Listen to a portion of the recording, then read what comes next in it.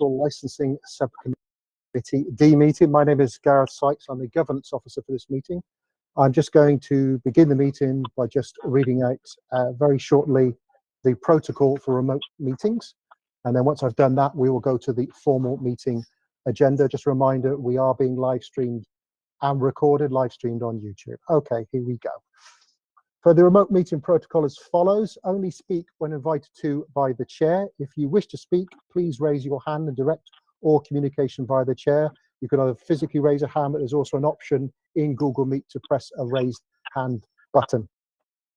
Will everyone please ensure their mics are muted when they are not speaking? So obviously, as I said before, the only cameras and microphones on for the moment should be councillors, officers, and for the first item, which is expat local.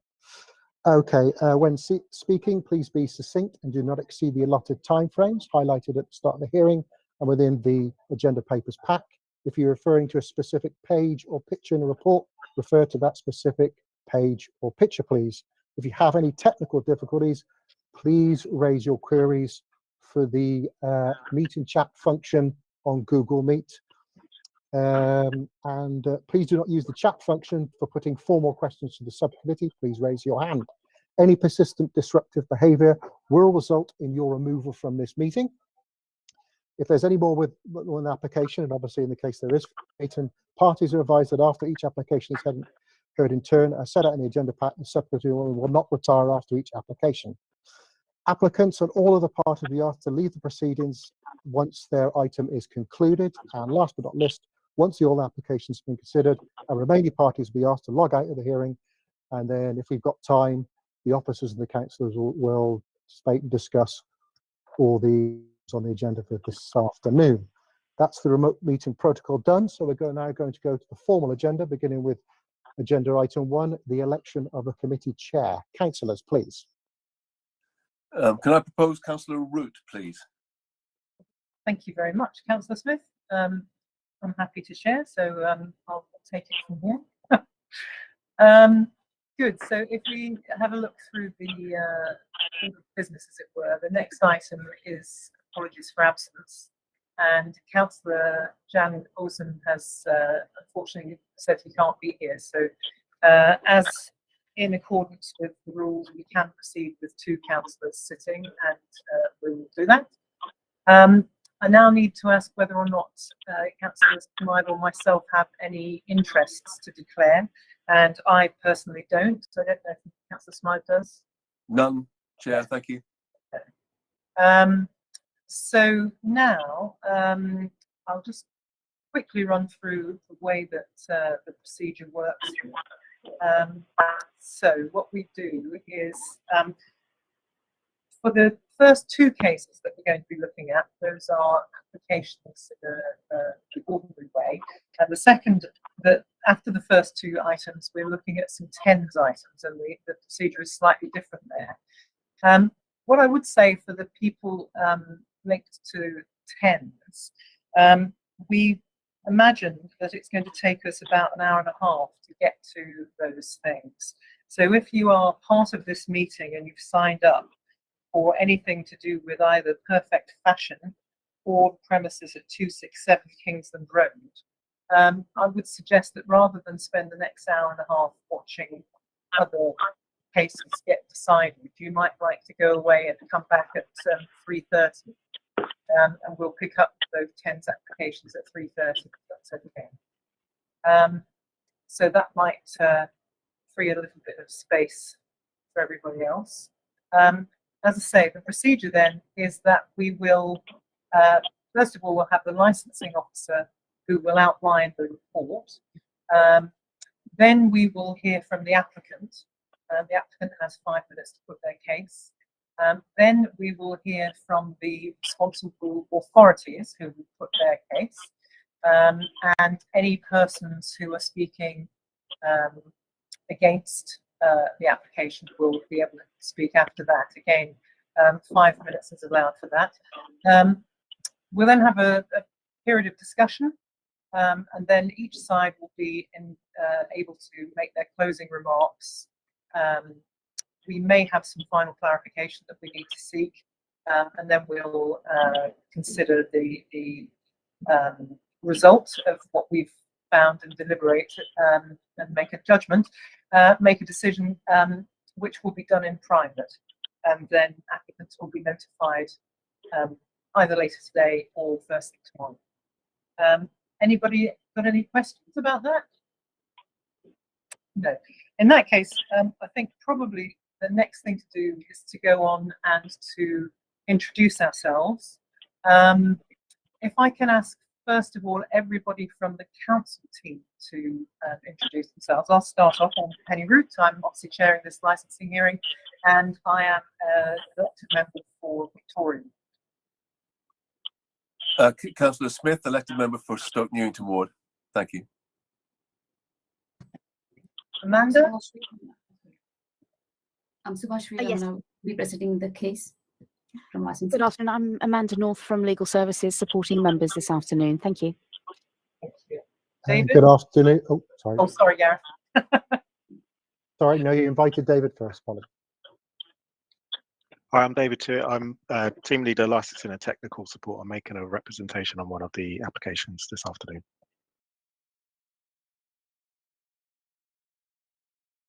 Thank you. Gareth? My name is Gareth Sykes. I'm the governance officer. Everybody should have heard from me who's at this meeting.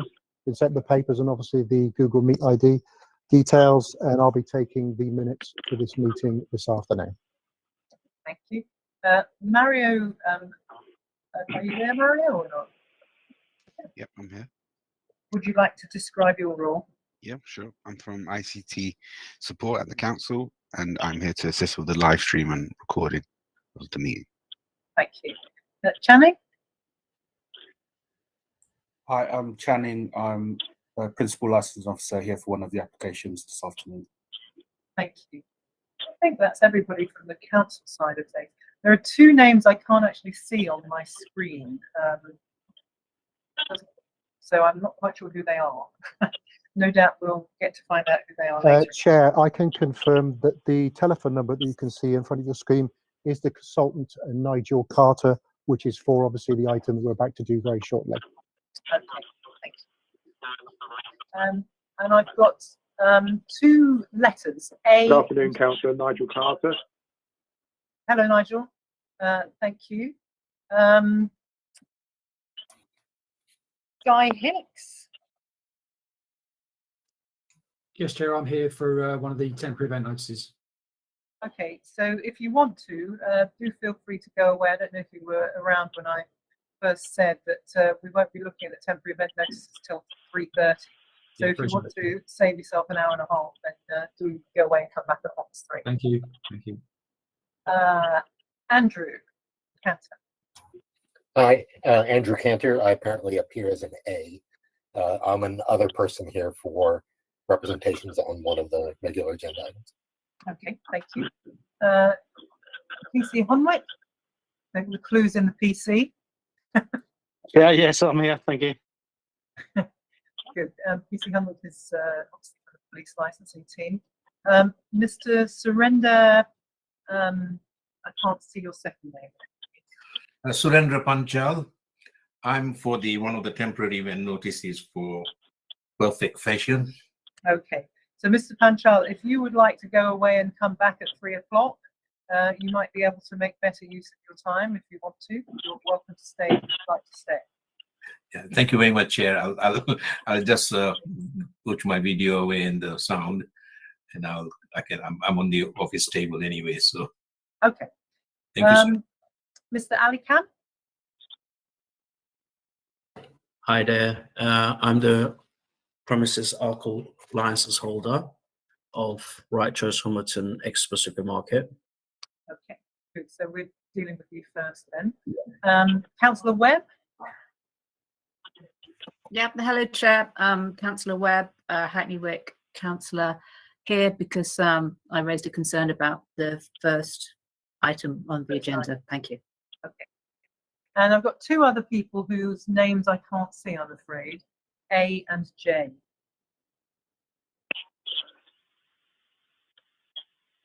Chair, I believe the J is Julian Overton, who is obviously for the next item, which is rack and bite. And I Okay. think we established A was Andrew Cantor, Oh, who right. is also for item 6, rack and bite. Good. All right. So, in that case, let's crack on. And if I can ask Suba if she would be good enough to introduce the first item. Thank you, Chair. So the first item we are going to consider for this afternoon is for the variation of the premises license under Section 34 of the Licensing Act 2003 for Expo Local 226 to 228 Ormondon High Street. Request to extend the supply of alcohol for op sales till 1 a.m. on Thursday and till 2 a.m. on Friday and Saturday, as stated within the report. Representation still remains from the planning, licensing, and one other person. We have received additional information from the applicant, and this document has been circulated. I have nothing else to add. Thank you, Chair.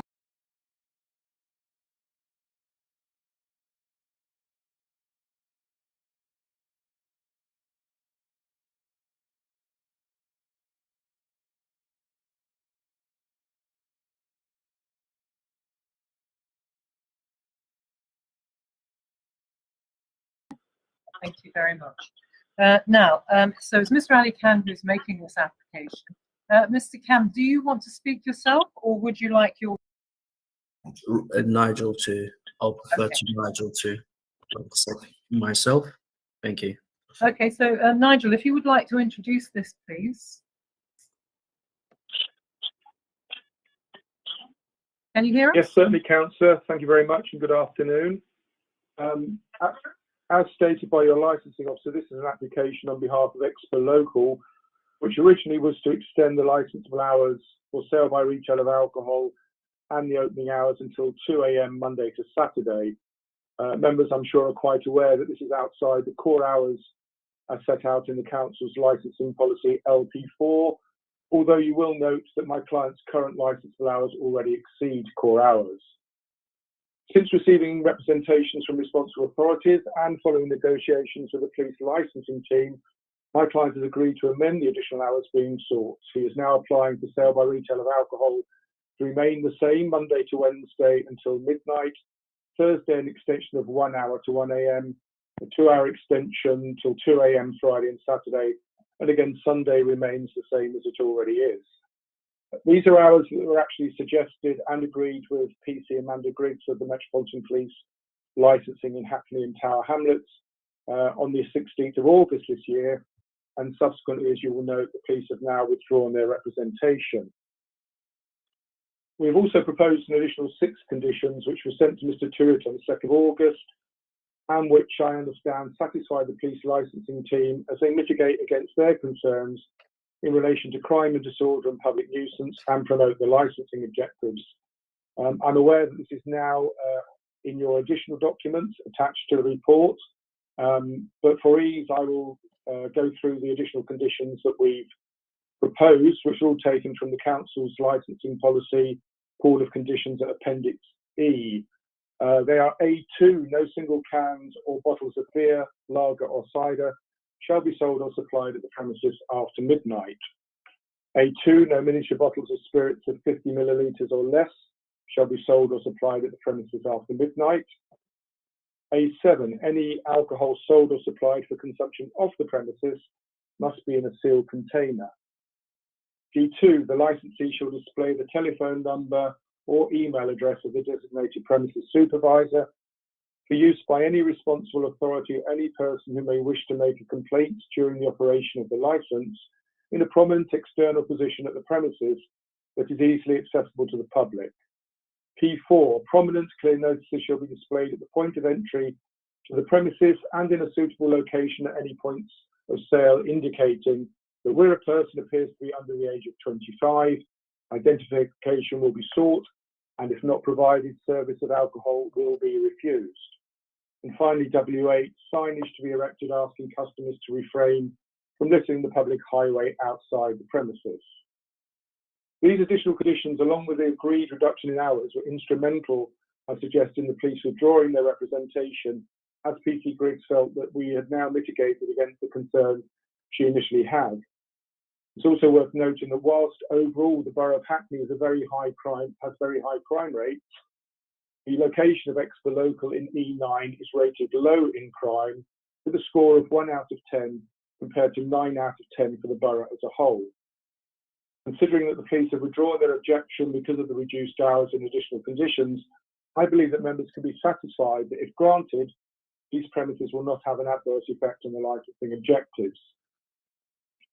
Members will also note that there's a petition on pages 39 to 106 of your report, which contains over 500 signatures from residents and members of the public who frequent these premises and who would like them to stay open later, as some are shift workers and wish to avail themselves of alcohol later at night. You will note that they too state that they have no concerns with my client's ability to promote before licensing objectives.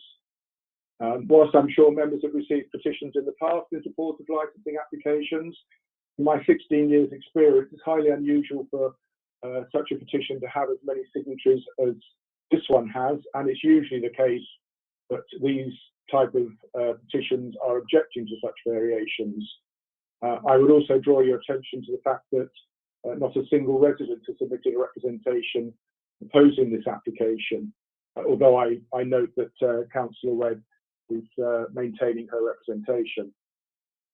Expo Local is a supermarket which is not situated within a special policy area, and my client is already permitted to sell alcohol and stay open until midnight Monday to Sunday beyond the core hours prescribed in LP4 of the council's licensing policy. These premises are well run by my client, and in the 10 or so years that Mr. Chan has been managing these premises, they have not come to the notice of the police or licensing for anything untoward or any breaches of their premises license. There are adequate conditions on his current premises license, I suggest, together with the additional conditions we've proposed, which promote the licensing objectives, protect residents, and should reassure members. As you'll be aware, paragraph 2.16 of the Council's licensing policy states, and I quote, "The Council supports the principle of flexibility in its approach to licensing hours and will consider the merits of each individual application. The hours for licensable activity will always reflect the individual merits of the application and relevant representations received, as well as the requirement to promote the licensing objectives." I believe I've demonstrated to members this afternoon that in this instance you can be flexible and allow my client's application to extend his licensable hours. The merits of this application are firstly, the police have withdrawn their objection since these premises are in an area of low crime level, the hours applied for have been reduced and are acceptable to them, and the additional conditions offered mitigate against any concerns that the later hours would have an adverse effect on promoting the licensing objectives. Secondly, these premises are well managed, already operating beyond core hours, and have not adversely come to the notice of the police or licensing authority in the time my client has been the premises license holder. Thirdly, a petition with over 500 signatures in favour of the variation to extend the licensable hours demonstrates A, that there is a need for the premises to stay open, and B, that the residents themselves are satisfied that it would not adversely impact on the licensing objectives. And finally, as I said previously, no residents have objected to the premises license variation, which I believe in itself says a lot. I'm sure that if they did have concerns that the later hours would impact on crime and disorder, public nuisance, etc., then we would have received objections from them. I would respectfully ask members to grant this premises license variation. Thank you. Thank you very much, Mr. Carter. Can I ask Councillor Smith if you've got any questions for clarification on any of that? Yes, well, just one really on the CCTV, because in the application there's a lot written about the CCTV cameras. The licensee will install comprehensive CCTV, and then it goes on to sort of talk about how that's going to be done. Does that mean there's currently no CCTV in the shop at all? I'd just like you to speak to that, because ultimately, all that information there about CCTV is really comprehensive, and I want to make sure that can be accomplished, if you like. Thank you. Mr. Carter? Have you got an answer to that, or should we go directly? Thank you, Councillor. Yes, thank you, Councillor Smith. My understanding that the premises license, as it is, already has the CCTV license. It's part of their operating schedule at Annex 2 on the current premises license. Councillor, Condition 6 premises license shall maintain a comprehensive CCTV system. It's a standard CCTV condition, I would imagine, taken from the Appendix C of the Council's pool of conditions. To my understanding, that is in place and operating in accordance with Condition 6 of the premises license, unless PC Griggs has anything to say to the contrary. But my understanding is that we have CCTV and it is in accordance with the current premises license condition. Can you confirm that, Mr. Camp?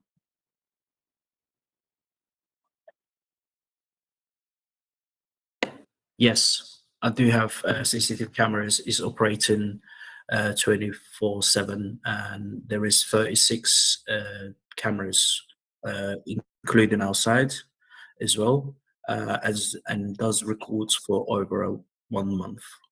Good. Thank you. All right. Thank you. Is there anything else you'd like to ask, Councillor Smythe?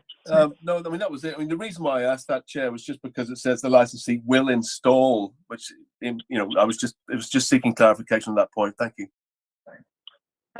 Can I seek some clarification on the planning situation for this premise, please? Because I gather that you don't have planning consent for the hours that you're working at the moment, and strictly speaking, you need planning consent to do that.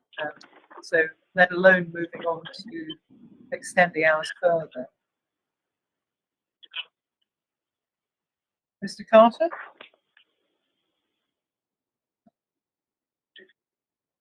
I'm not aware what the current situation is with the planning,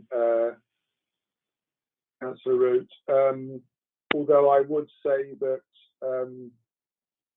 as you well know, that my client is fully aware that even if the extension is granted, if the planning says that he can't stay open as long as that, then obviously planning takes precedent. But in determining the application, it's not something that is usually, in my experience, taken into account, other than the fact that it's noted that it does take precedence over later hours should they be granted by the committee. That may be true, except that if the premise is operating outside of planning hours at the moment already, I think that is something that we may take into consideration. So perhaps Mr. Camp can shed some light on his current planning situation and whether he's sticking with the terms of that. We have no issue with the planning for the outside as well. For that reason, it seems, from my perspective, it seems everything fine. Thank you. I wonder, Amanda, could you point us to, in the papers, to the relevant section from the planning officer? Yes, just bear with me.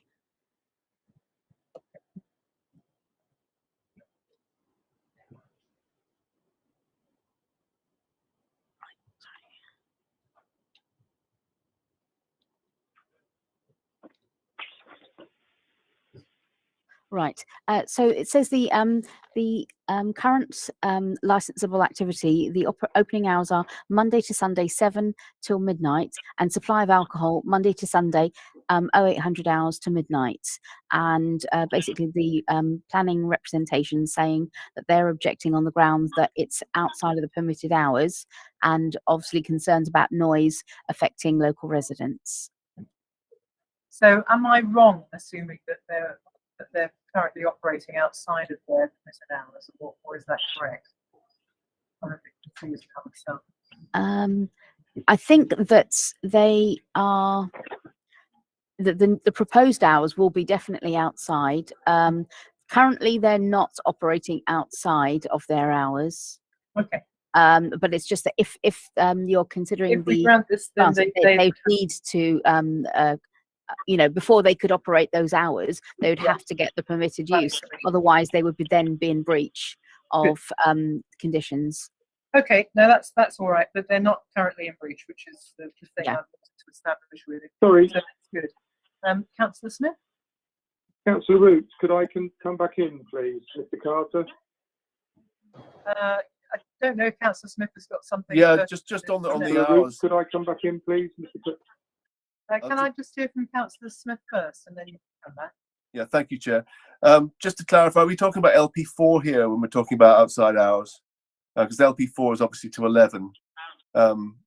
I mean, I suppose we don't want to get bogged down too much in the planning because that's not our remit, but I'm just trying to clarify, are we talking about LP4 here when we talk about outside of hours? But on their actual license, the existing license, they've been granted until midnight, I believe.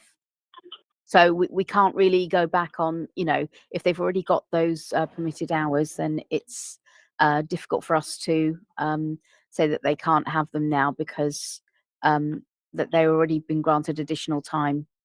Yeah, it was just the clarification between kind of, you know, planning and LP4 and licensing, really. But anyway, thank you. I'll come back to you on that LP4. Just bear with me. I'm just trying to locate the. Okay. Mr. Carter, meanwhile, he wanted to say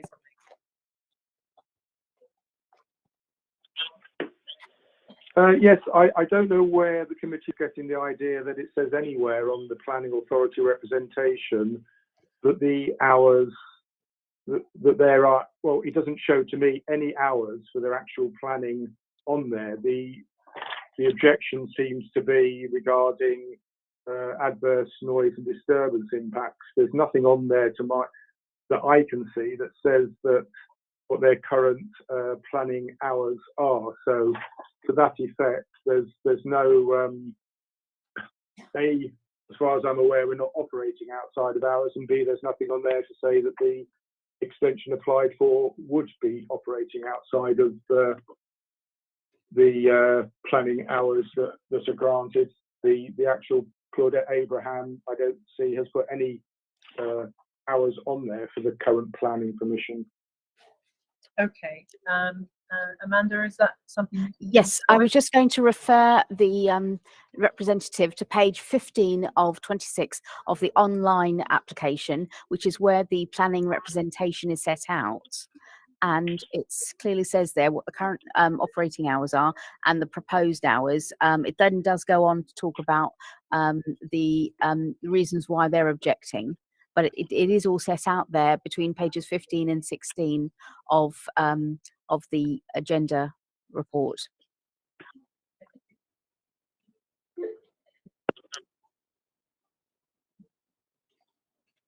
I'm looking for that.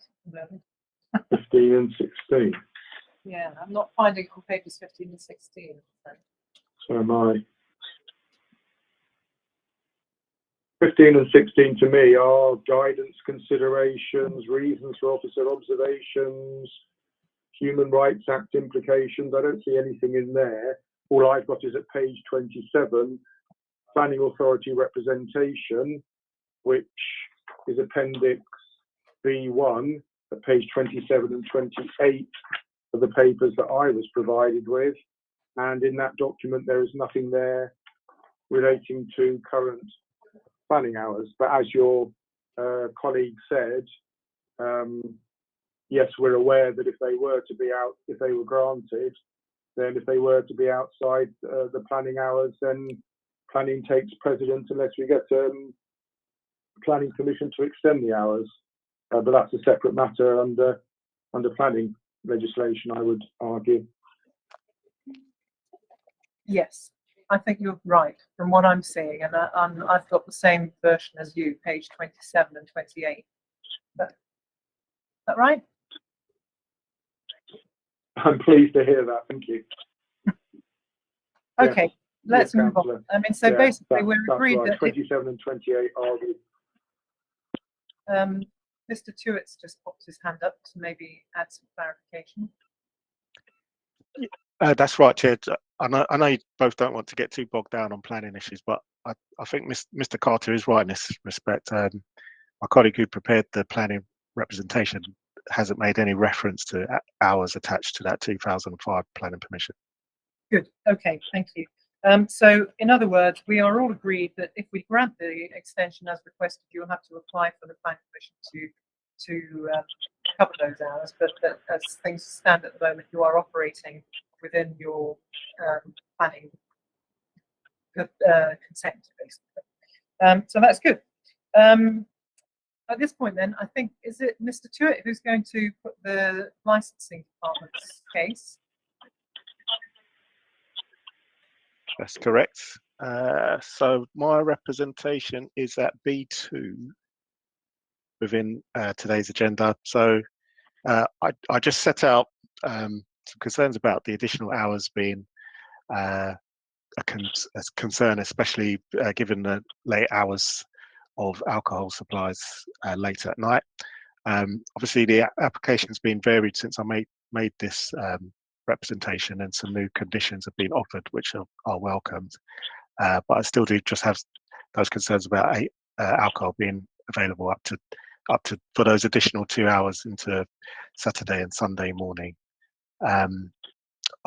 Something I did look at, which I didn't make reference to in my representation, but this application was actually, this license was varied in 2018, so it brought it to these the hours that we have currently at 2018. So that is it would have been an application that was considered under this current policy, I believe. So that may be something that you wish to consider. Can I just clarify? Do you think that was the point at which the hours were moved up slightly from core hours? Is that in 2018? We did, yeah. So the core hours policy wasn't in the previous policy. Core hours policy was introduced in this current policy. So it appears that those midnight hours were granted under this current policy, which we have now. Right. Good.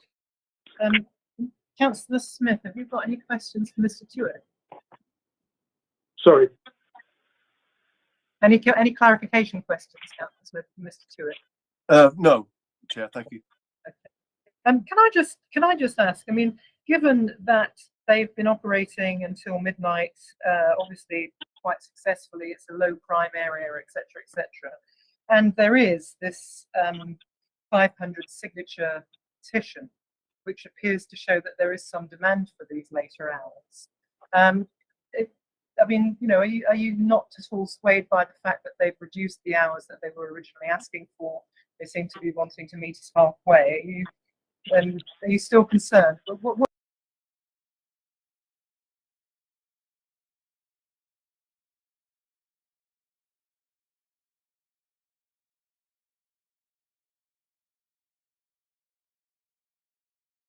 Do have those concerns across the borough, but it is acknowledged that this area, the crime level does seem to be quite low, and the petition is there, suggesting that there is support for it. So I acknowledge those as well. It's just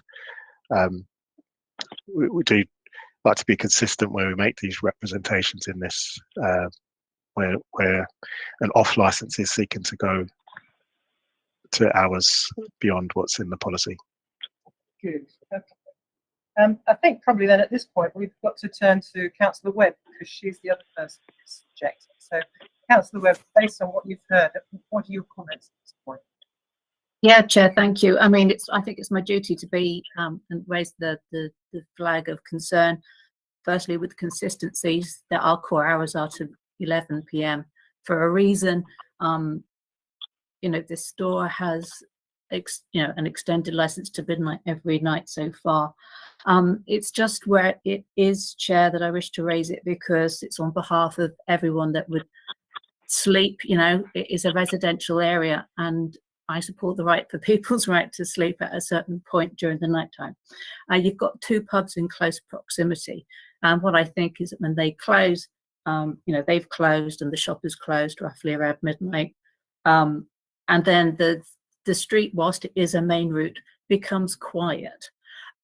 What we have here is a step outside of that, so this shop then will be able to sell alcohol beyond, and I think these are key hours that people may not realize that they miss until a disturbance is created. You've got a corner, you've got a side street that's effectively a dead end, and it's next to Nisbet House. What you have and what you're going to have is creating a drive to scoot to stand outside centre where people can go and make noise. I'm only saying this from experience in the past. It's not in any way referencing to the way the store is managed. It is just from experience that later licenses create noise and disturbance to people that live there. And it is for that reason, Chair, that I have made this representation. Okay, thank you very much. Can I just ask a quick question really about, I suppose with regard to the noise, it is a busy road, Homerton High Street. It's kind of, you know, it's quite trafficy anyway. So it is quite a noisy road all through the night, I would have thought. Do you think this is really going to make a significant difference to the amount of noise? Chair, there is a fundamental difference between traffic going along, people stopping, opening and shutting their doors and having discussions. I can say this for other establishments, but the noise, and I think that it will, I have to say, it will bring people that will park up, appreciate the lack of enforcement that's there, and that's my concern, Chair. So that's why I'm raising it. Thank you. And can I just ask you one other question, which is about the 500 signatures? Are you not at all swayed by that and the arguments that, you know, some of those people are shift workers who like to buy things out of hours? Is that not something that resonates with you at all? I have flagged a question over a petition. I think it's quite easy to sign a petition if you are buying something or selling something. The problem is, Chair, that no one wrote or canvassed the residents of Nisbet House to ask them. You know, it's quite easy to put up a sign. I'm just saying it's you know. Although nobody's actually complained, have they, about this? You know, it's been through about this proposal. No, and my question is, do they and are they fully aware? People don't complain about things that they don't know are going to cause a problem, Chair. Councillor Smith, any questions or thoughts from you? Well, just Councillor Webb's, obviously concerned about noise. The planning application does mention turning the bit above the shop into 6 flats. So obviously they're going to be in very close proximity to that. So I'd just like to ask Councillor Webb that, you know, I presume that's one of your concerns, I expect, if that does get converted. Chair, it's not just the residences. I mean, it's not just the shop, the pub and across the road. But as I said, it is being the corner, being, handy for a very convenient dead-end street, which is and runs the length of one side of Nisbet House.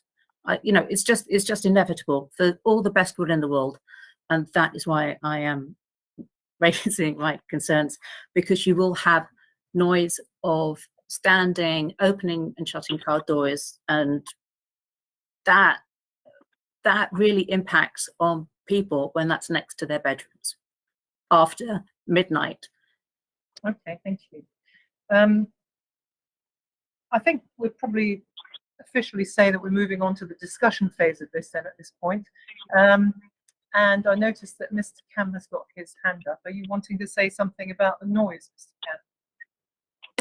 Hi, Councillor. I would like to first of all say that the pubs next door and across the road, they're open till 1:30. First of all, if there's going to be a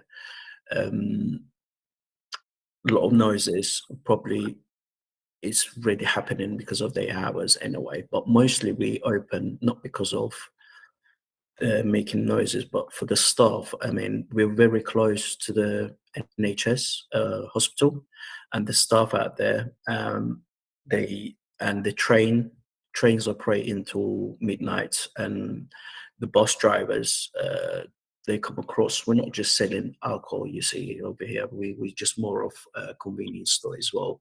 They do their shoppings, and then they etc. They take their staff home, and even when the pubs are closed, the staff come across and they do their shopping as well. But at the same time, they will want to buy some bottle of wine or etc. We just try to provide them that service. This is the reason we're applying for. Okay, so thank you. what you're saying is the two pubs nearby, and I'm sort of familiar with them, are both at the weekend. They are open till 1:30, maybe. And can I ask if are there any other local supermarkets or off licenses that have got later hours on Hompton High Street nearby? No, there isn't. That's the reason we done a petition because of that. And most of the customers are asking us to open a bit late because there's a sort of needed in the area. I mean, there's a lot of people coming across from the hospitals, especially the families come across as well. They buy in when there is a birth has been happening in the hospital. I mean, the father comes across, buys his nappies and etc. Whatever they need. I mean, even a bottle of juice they buy for the wife and families out there. It's just not just the alcohol over here. We just considering. We just want to. How many other supermarkets like yours are there in the area? And my slight concern is that if you get these extended hours, they're all going to apply for the same extended hours. On my street, there's one only recently open, and one down the road. There's only two, and they're quite small stores. And I mean, they don't have everything in their stores. So yours is a bigger store than theirs. Yeah, mine's bigger, and we also provide there's a post office in the store. We've got a post office inside the store as well. We're quite big, and we provide a lot of things like etc. At midnight, we also do top up gas and electricity. I mean, there's a lot of people who come across after work. They're missing out doing electric top ups and gas cards they've been using, and in the area we're the only one does it. I mean, weekly we do over £30,000 just gas and electric in the store. So most of people can't reach to us after 12 o'clock because we close. And I mean, you could stay open later, presumably, without an off license. Would it not be viable for you to do that? No, that means then we have to keep discussing with the customers because they just want to do shopping in their house, but at the same time he wants to buy a bottle of wine, but he's not going to be able to. Then this will affect our I mean, not our businesses financial wise, but it will affect our, reputation. Like, it's just not worth it for the customers to, they're allowed to buy just one stuff or not to buy the other stuff. You know, we just put in barriers to the customers. I'll cover the expenses. Yeah. Okay. Can I just ask you to comment on Councillor Webb's thoughts about Nesbitt House and the prospects of you having cars parking down at the side there and keeping people away?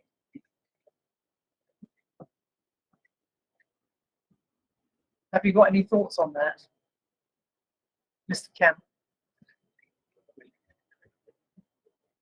Sorry. Sorry, I just was looking for what your thoughts were in response to what Councillor Webb had said about potentially customers coming along in their cars, parking up down the little road at the side of your shop near Nesbitt House, and waking people up basically by getting in and out of their cars. Well, Nesbitt House is it's a sort of block flats, and the entrance is not very close to us. There's two roads. There is one road on our sides, and you have to go a bit further and then do a left. I mean, it's just not sort of place that you can turn after our store and then do left and go through the flats. It's not sort of flats where the Nesbitt House is. It's more of there's a one road beside us, and you have to drive a bit further, and there's a different entrance to it. So I don't think it would be any sort of interruptions on the Nesbitt houses. Okay, Councillor Smith. Thank you, Chair. I was just wondering if we could ask Suba to just check exactly what time those pubs close, and also what time the Co-op shuts a bit further down the road, Homerton Road. That's the other supermarket, isn't it, Ali? The Co-op, which is further down the street. Yes, that's what it's quite far off from us actually. Yeah. Where's the nearest the nearest one? Other one to you? Where's that? There is one recently opened besides the pub right next to right across right opposite us. There is one store just opened recently about 6-7 weeks ago, but it's a very small just organic shop. It is just organic selling. Okay, and what time do they close at? They close at 11. Okay, brilliant. And just on the weekends, I mean, obviously, you know, you've altered your hours back to what they were sort of Monday to Wednesday, I believe, isn't that right? And then Thursday, you want to increase them to 1, the weekends to 2. I mean, do you think that your customers are kind of coming to you saying that we need later hours at the weekend? Because ultimately, that seems to be where you're coming from. And obviously, from our point of view, you know, weekend kind of are times where people relax and they want to go out and, you know, have a drink and all the rest of it. Yeah, I understand. You were just saying, like, why would you want to just open 2 days in a row, like in weekends? But we applied for, we wanted to open till 2 every day. But the police authority said we can give you only up to Thursdays and Fridays and Saturdays. I would love to open Monday to Sunday till 2, because, like I said, we're not here. I'm not here just to apply for alcohol. There is a shop needed in the area. There's convenient stores needed in that area after 12 o'clock. Like I said, there is a hospital, train station, bus station, fire station, ambulance. All these people are coming across to us. They just, you know, they just want to buy. They drink soft drinks. They just want to buy a couple of like fruit and vegetables, box of grapes, you know, anything like for the hospital as well. I mean, okay, we understand. We understand you've got a clientele that comes from the hospital quite a lot.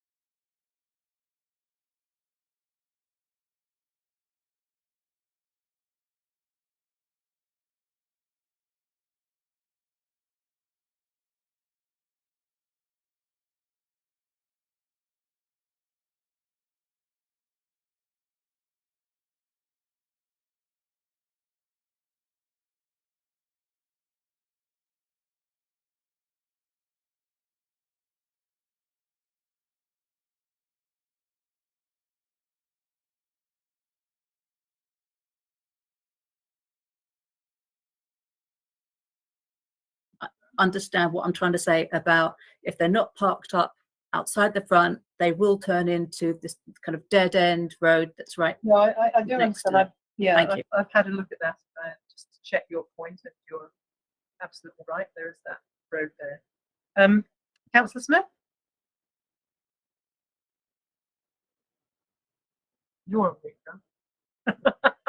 now. Councillor Webb said, next to the Homerton Hospital, there is another supermarket on Chatsworth Road.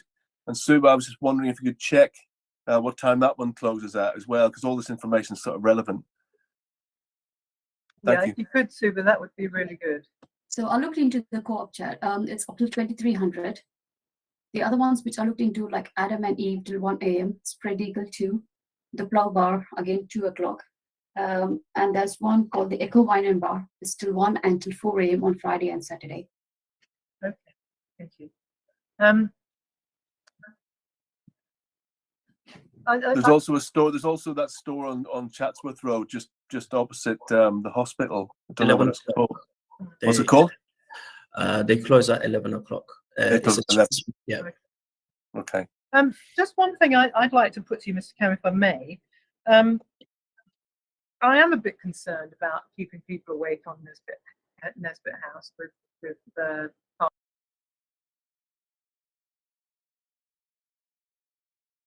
cars parking down the side there. And I just wonder, you know, how you'd feel about us if we were just to extend you until 2 o'clock on Fridays and Saturdays. because with the best will in the world, we don't have problems with children going off to school and what have you in the same way on a Friday and Saturday. So if we left you at midnight for the rest of the week and 2 o'clock on a Friday and Saturday, would that be something that would be acceptable to you? Yes.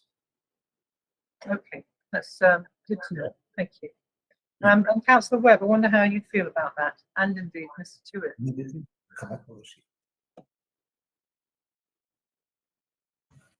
Chair, as I said, I'm only here from my experience of when a license is extended and it causes problems. It's very hard to.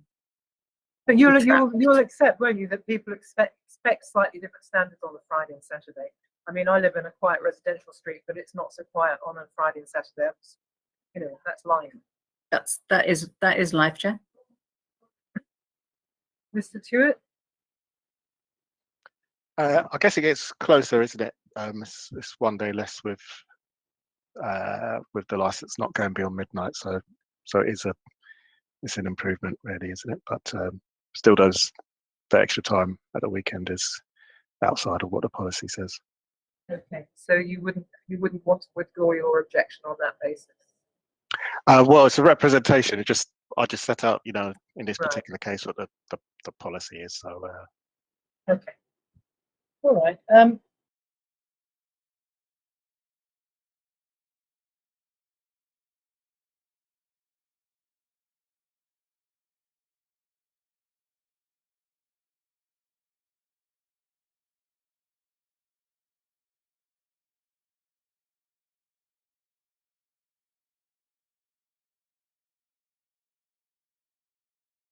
Have some closing remarks.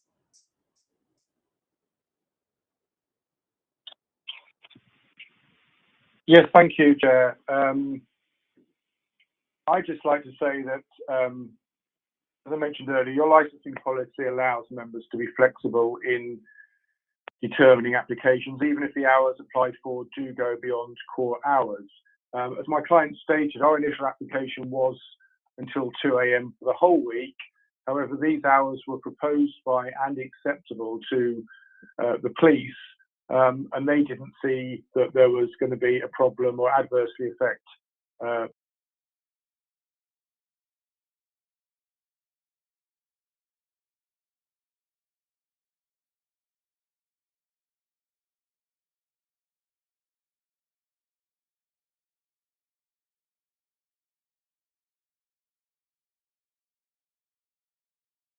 application would not lead to an increase in crime and disorder or public nuisance in the vicinity of the premises. My client is fully aware that if he were to breach his license or fail to promote the licensing objectives, he risks a review of his license and being brought back in front of another subcommittee. And if I could just refer to Councillor's web point in relation to people not objecting to it, obviously, as you're well aware, there's a notice up for 28 days, a prominent blue notice is advertised in a local newspaper. And from my experience, if people want to object, they can quite easily object to these applications. And like I say, no one has. There is a need for the later hours, as my client explained earlier. And I would ask that the licence variation be granted, even if it's as acceptable to Mr. Chairman to just go to the 2 a.m. on Friday and Saturday. Thank you. Thank you. Councillor Smith? Thank you, Chair. I mean, I would feel better, I'm just being straight up with you here, if they were more aligned to the Adam and Eve and the pub run at the corner. So, Suba, just mention again what the Adam and Eve was. It was 1, was it, or 1:30? Can't hear you. Sorry, it was 1 o'clock, 2 a.m. So what 1 o'clock for the Adam and Eve? Yes. Yeah. And what about the pub in the corner? There's a pub in the corner there, basically right beside Nesbitt House. That's the Spread Eagle, I think. The Spread Eagle, that's 2 a.m. Spread Eagles at 2. Okay, interesting. Yeah, and the co-op in Chatsworth Road as well as is 2300. Okay, brilliant. Thank you. Okay. Well, that's sort of, we've got 2 and 1. Okay, so the compromise then would be 1/2. I'm just putting it out there, Ali. How do you feel about that? Let's stick with the two. Yeah, but Okay, that's good. That's good. Good to know. Yeah. Thank you. Can I Cheers. just ask Suba, what are the pub opening hours on Thursdays?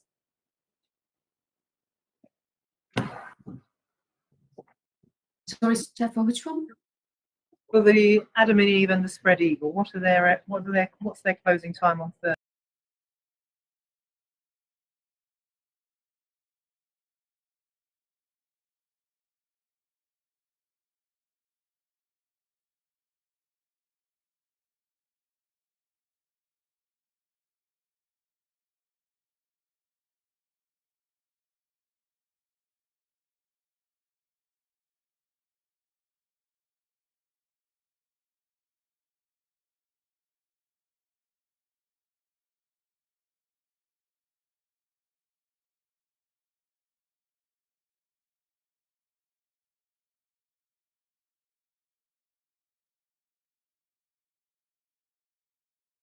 So 12:30 on Thursday and 2:30 on Friday and Saturday.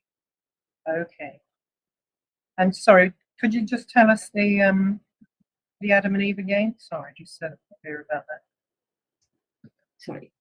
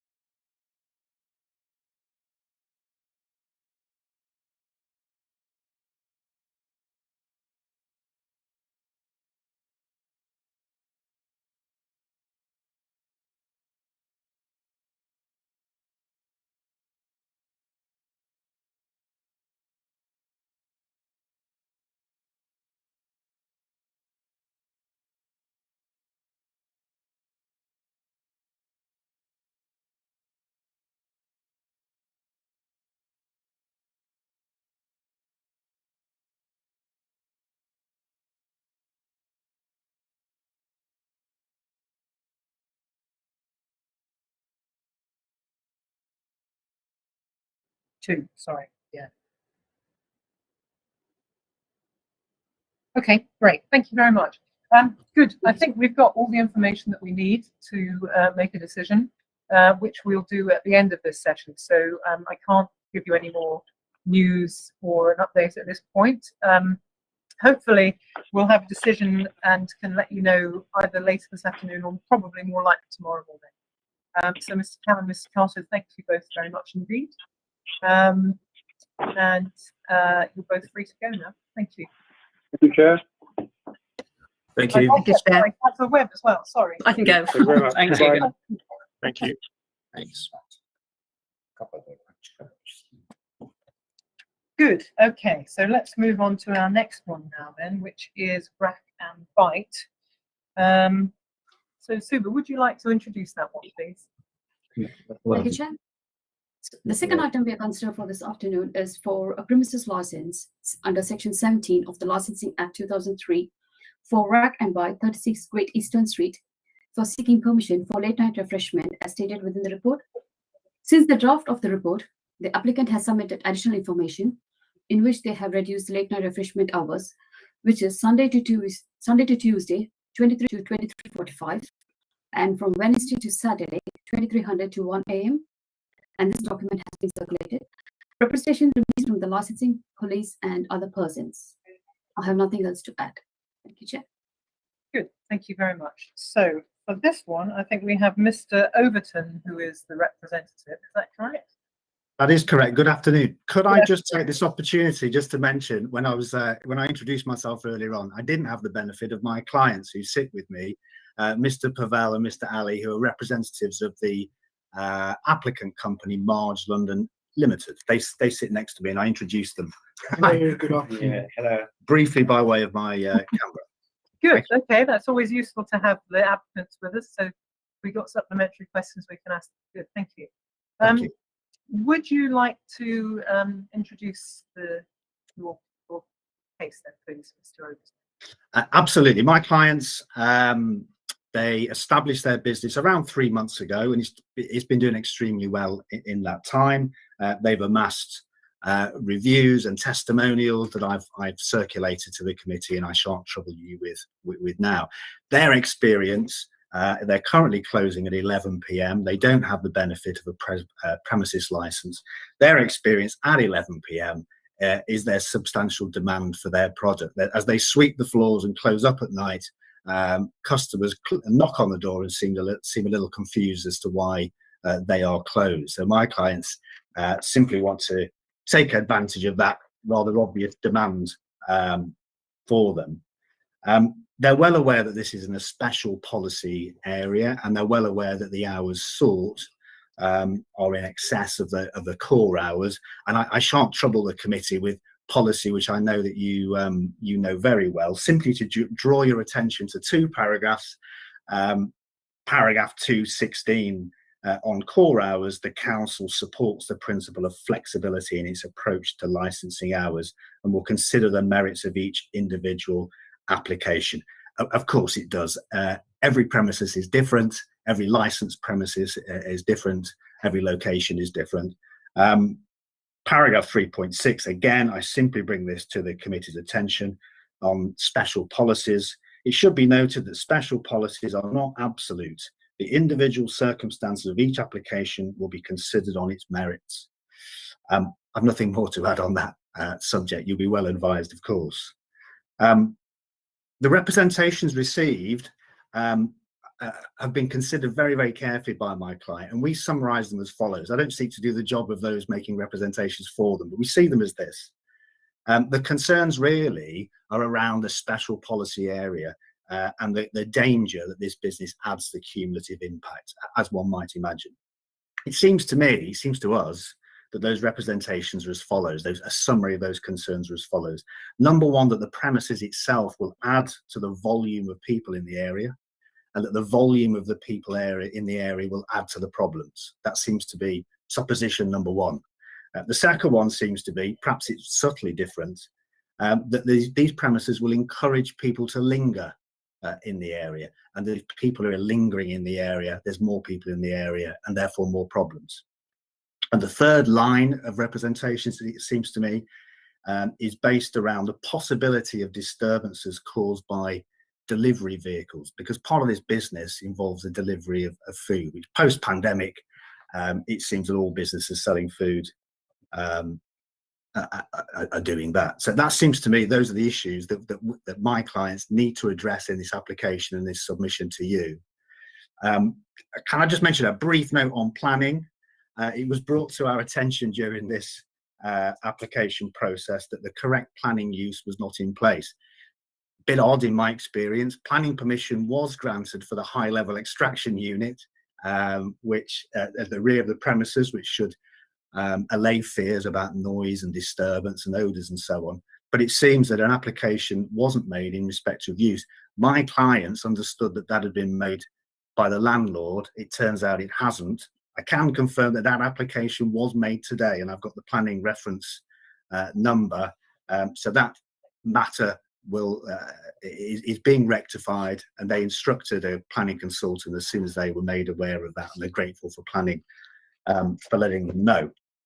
So the substance of my application, bearing in mind what we think those representations are about, is number one, we've sought to reduce the opening hours, as you've heard. The significance of the hours, I think, is this, is firstly, they were suggested to us by the landlord. The landlord didn't make representations in this case and is not a party to these proceedings. But it was his view, bearing in mind that the tenants that live above this would find these hours acceptable, and they board, as we did, is the hours of local licensed premises, particularly those selling alcohol.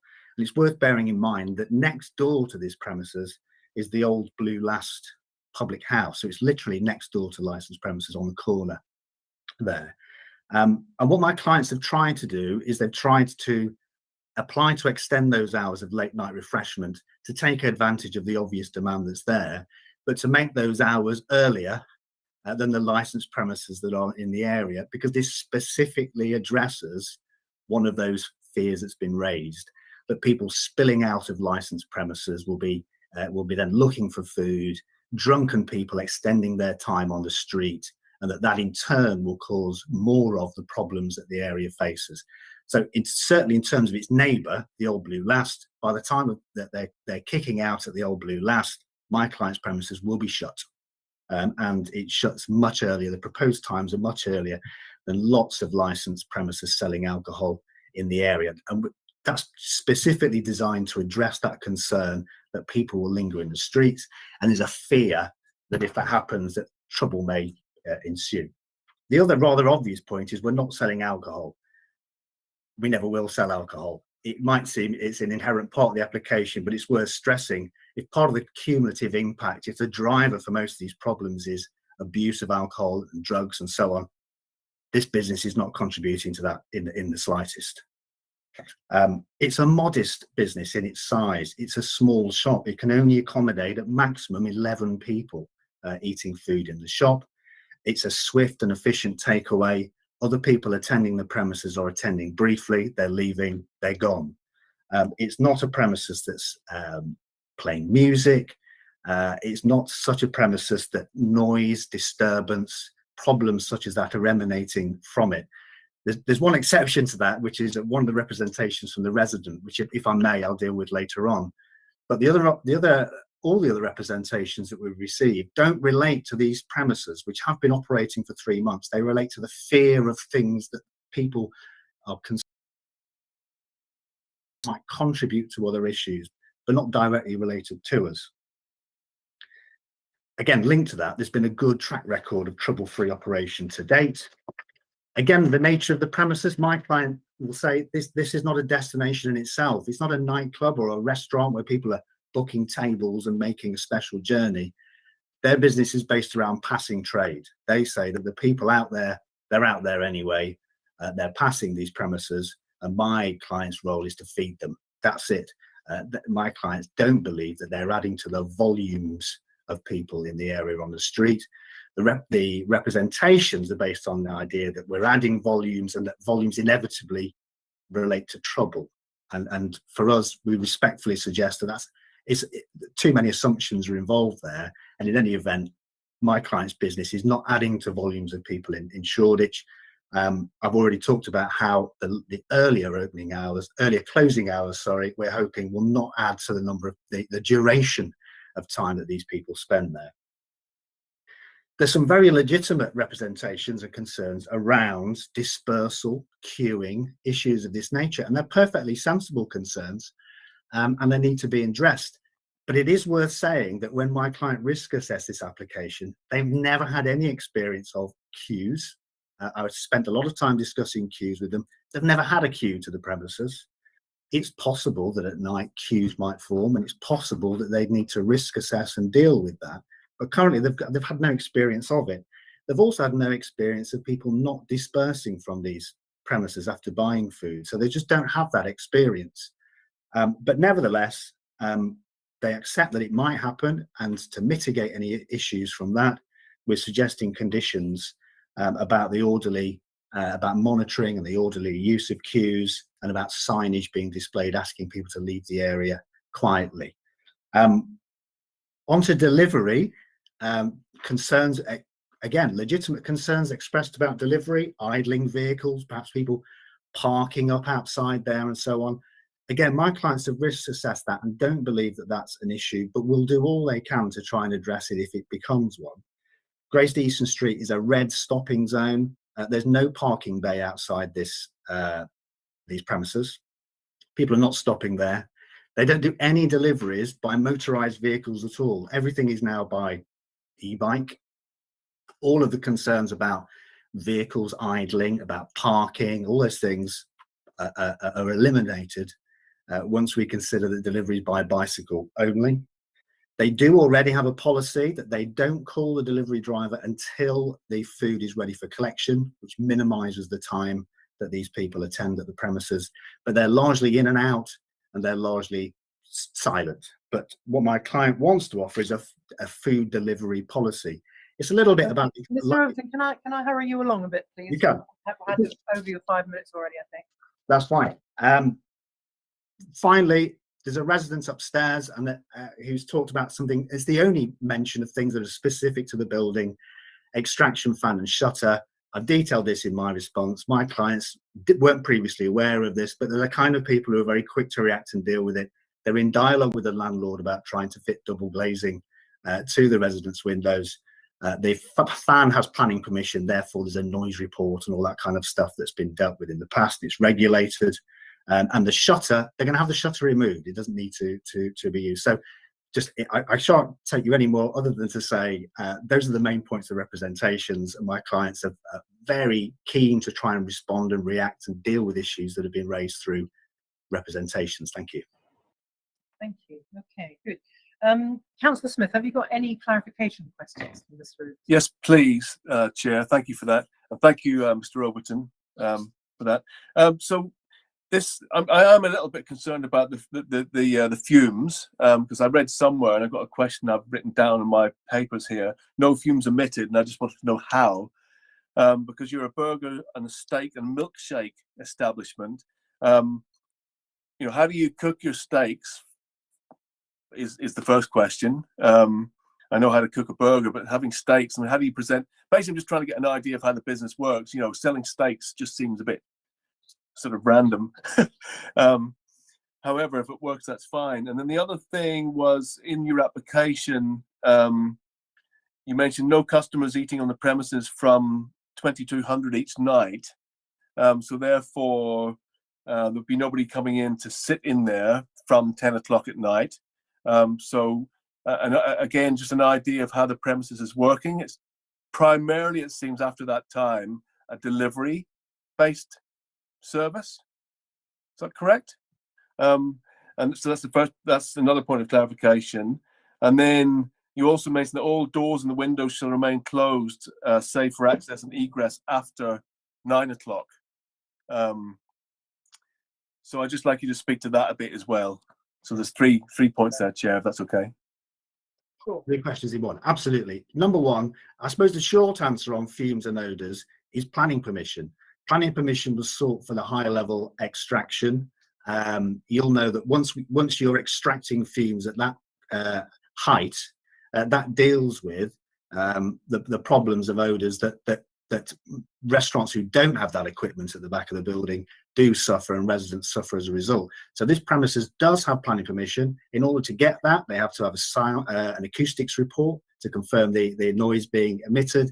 They have to confirm the specification of it and so on. So we've got a planning permission compliant extraction fan, which gives us a big tick next to odours, we say, because that's just been dealt with. We're compliant, we're regulated, and that deals with it.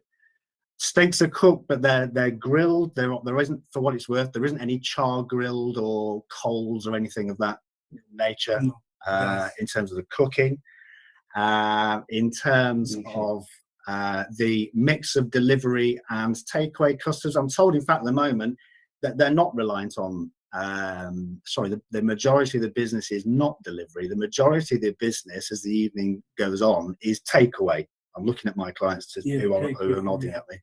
Forgive me, because there was a third question, wasn't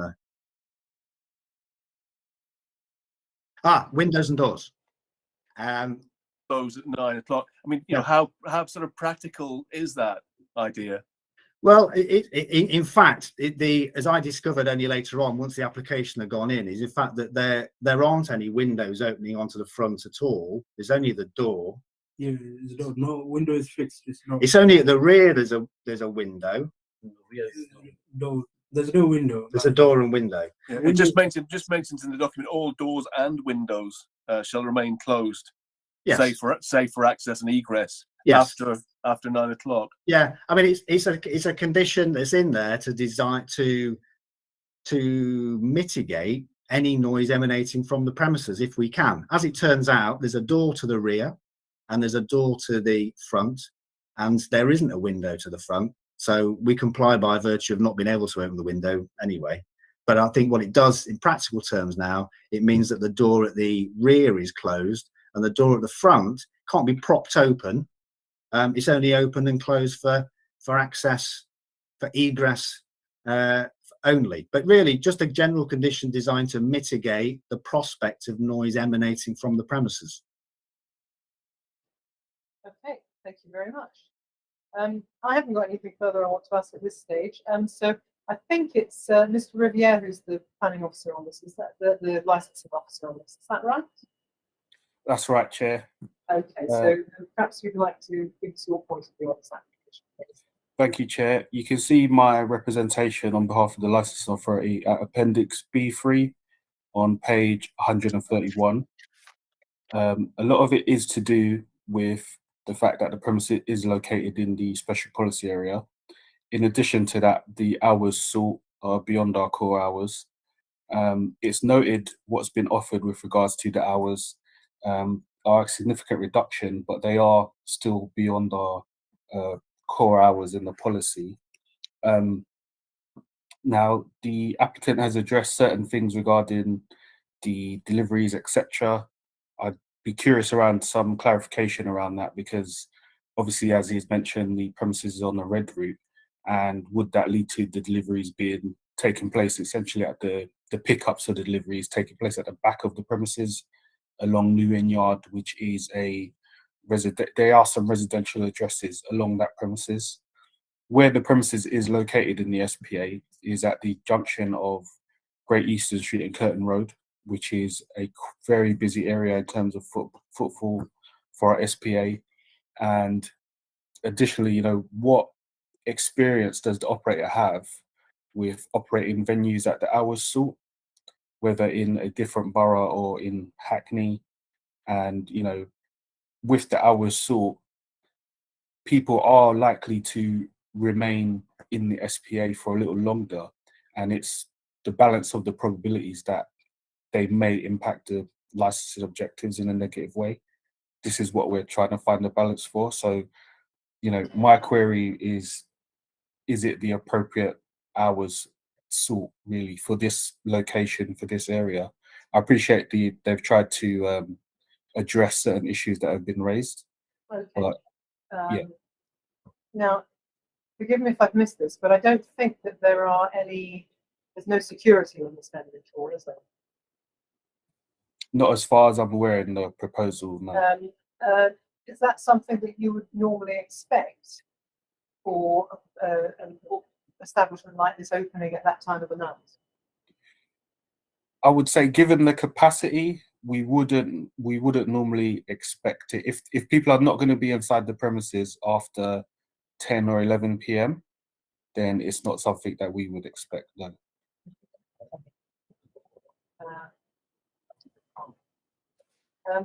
Councillor Smith, have you got any questions for Mr. Riviere? No, thanks, Chair. I think I'm pretty content. Thank you.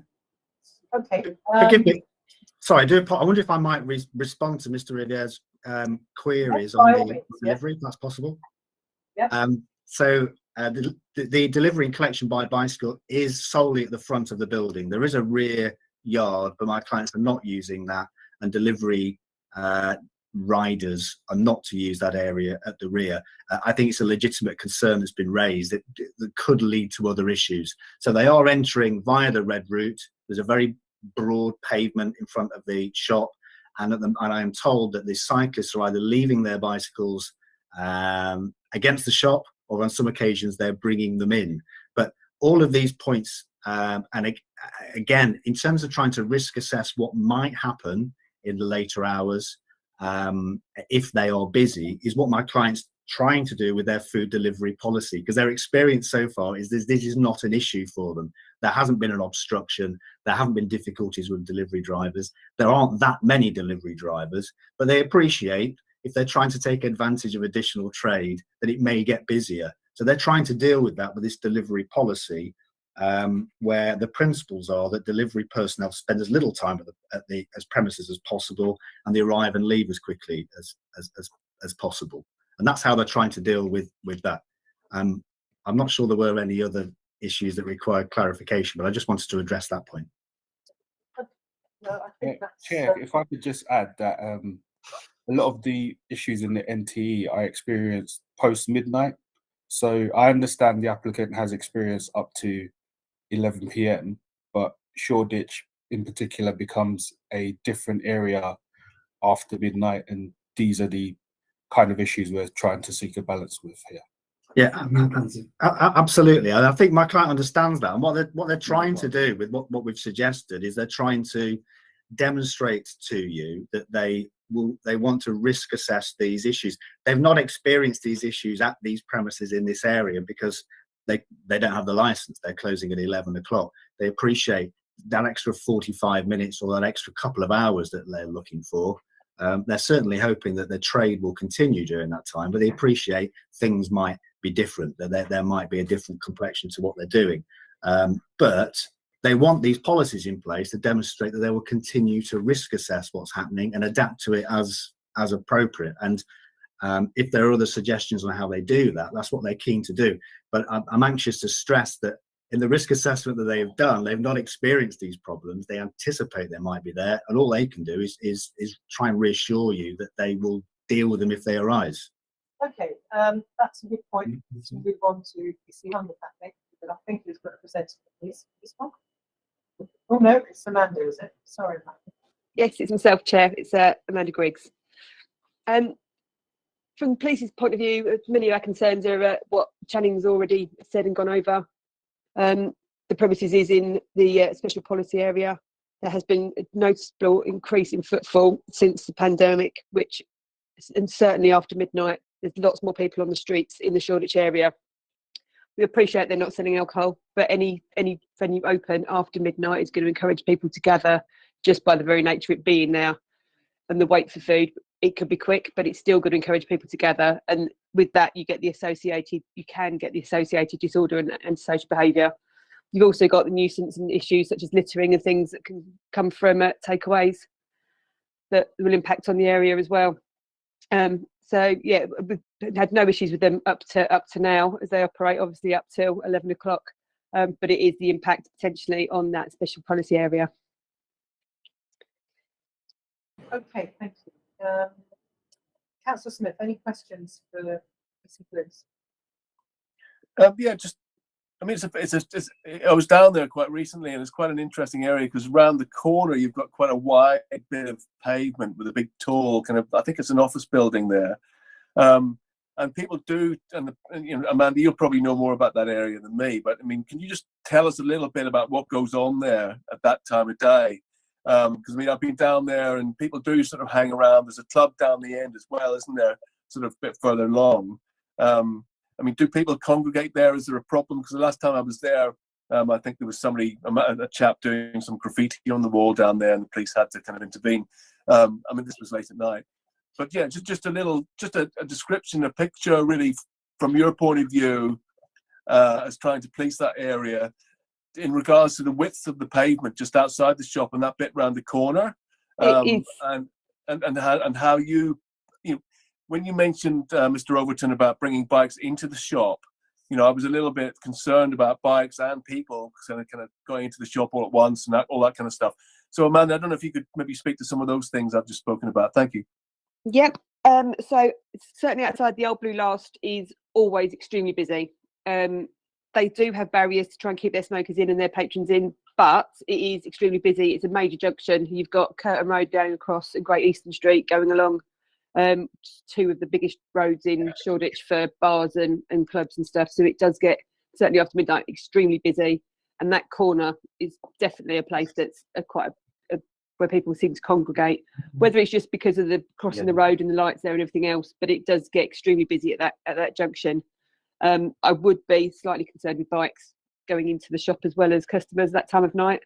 There needs to be something arranged, I think, with regarding use of bikes, because you won't get them in. You're going to have issues with people and bikes, and it's just going to lead to more disorder potentially with people trying to push their way in and stuff like that. So possibly some thinking around where the bikes would go when they come in, because again, you don't want to be on the receiving end of the bikes being stolen while they're coming in to collect their delivery items, which is another problem in Shoreditch. Lots of thefts, lots of opportunist thefts in Shoreditch, especially at night, after midnight, when you have got people that have been drunk, they've been out having a few too many, and obviously phones and stuff. But if there's a bike sitting there, that could potentially be another something that they're going to grab and go off. And we don't want your delivery riders then coming out with nothing to ride. So there needs to be some thought around where these bikes are going to, how these bikes are going to be secured. It is busy. There's lots of, certainly after midnight, the streets get a lot busier than they are pre-midnight. And we find there's places that seem to shut around midnight, and you get a lot of people coming into the area, then trying to find somewhere else to go that's open later on. There are plenty of places that are open later on, but you kind of get that influx around midnight where quite a few places shut, and they're then looking for that later night venue or to go home and get food on the way. So let's say that bit, it's the pavement outside along Rack and Bite is okay. It's not too bad, but it's certainly, and it isn't the busiest bit, that side of the Great Eastern Street, to be honest with you, with people. It's that corner and into Curtin Road more. So as you go along Great Eastern Street and down to Rack and Bite and along, it does ease off with people numbers in general, because there isn't anything that side of the road along there. The further you go down, it's more on that junction itself. But being right next to the Old Blue Last, it will be very busy on that corner. Does that help at all? Yes, it does. PC Grace, just round the corner from the venue that was discussing, there's the pavement sort of widens out there. Yep. Do you know the bit I mean? So my question is, do you see any trouble there at all? Kind of in a kind of chronic way, you know, a kind of consistently week on week level. And then just one final question, because that's a busy road, I did have alarm bells ringing a little bit about, you know, kind of just traffic safety. So I was wondering if you may have some figures about accidents along that stretch. I don't want to obviously put that on your plate because you might not have those stats, but it'd just be interesting to get some kind of like hearsay on that. Yeah, I haven't got any figures about actual accidents, but it is an extremely busy road with vehicles, definitely. Just trying to cross it any time of the day or night, to be fair. And when we're out driving around, it's particularly busy, although it's quite slow moving one side of the road. So the side that Rack and Bite will probably be more free flowing because it tends to ease up a little bit. So but there is lots and lots of traffic. There's lots of people all over the place. The wider part is where, as soon as you get wider parts of pavement, it could be, say, round the corner there or any bit where it's slightly bigger, you then get more people gathering because it's wider, because there's more space for them to stand. So it does tend to mean people congregate there more. Yeah. Okay. Is that okay? Yeah. Brilliant. Thank you. Thank you very much for giving us that picture. Can I just ask one other question? I mean, you've talked about everything, the nature of Shoreditch changing quite a lot after midnight. If we were to extend these hours to 23:45, do you think a lot of these problems that you're worried about would be eliminated? It just seems to be that from midnight onwards, and it's weekends at midnight. During the week's probably fine, but we generally don't go out, and we don't tend to get the issues, and we don't get reports of anything during the week down there. It is weekends, it is Fridays, and it is Saturdays, and occasionally on Thursdays that we have the issues from midnight onwards when you've got large numbers of people coming into the area, and that's when we have to put all our several serials of police out just to police that specific area.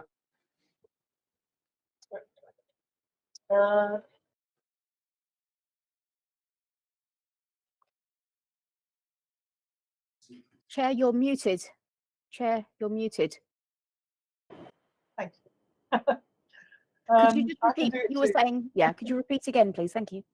I was going to say, Mr. Cantor, I think, has been very patient. He's waiting to have his say as I think, a local resident. So, Mr. Cantor, perhaps we could hear from you at this point. Thank you, Chair. For the record, my representation is at page 137 of the pack. So I'm a leader of a local residents group. I live about 2 blocks from this site. And as much as I respect Mr. Overton's presentation and how he characterized the various representations, I have experienced every single one of these issues after 11 p.m.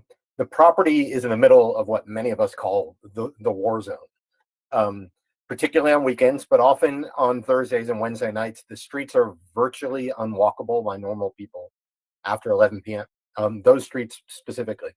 And this application just seeks to add to the mess. People do linger outside this venue on weekends. People do strew their rubbish everywhere. People move off and vomit on our doorsteps. And unfortunately, we have a near perfect example of exactly the same type of offering only about 3 blocks away.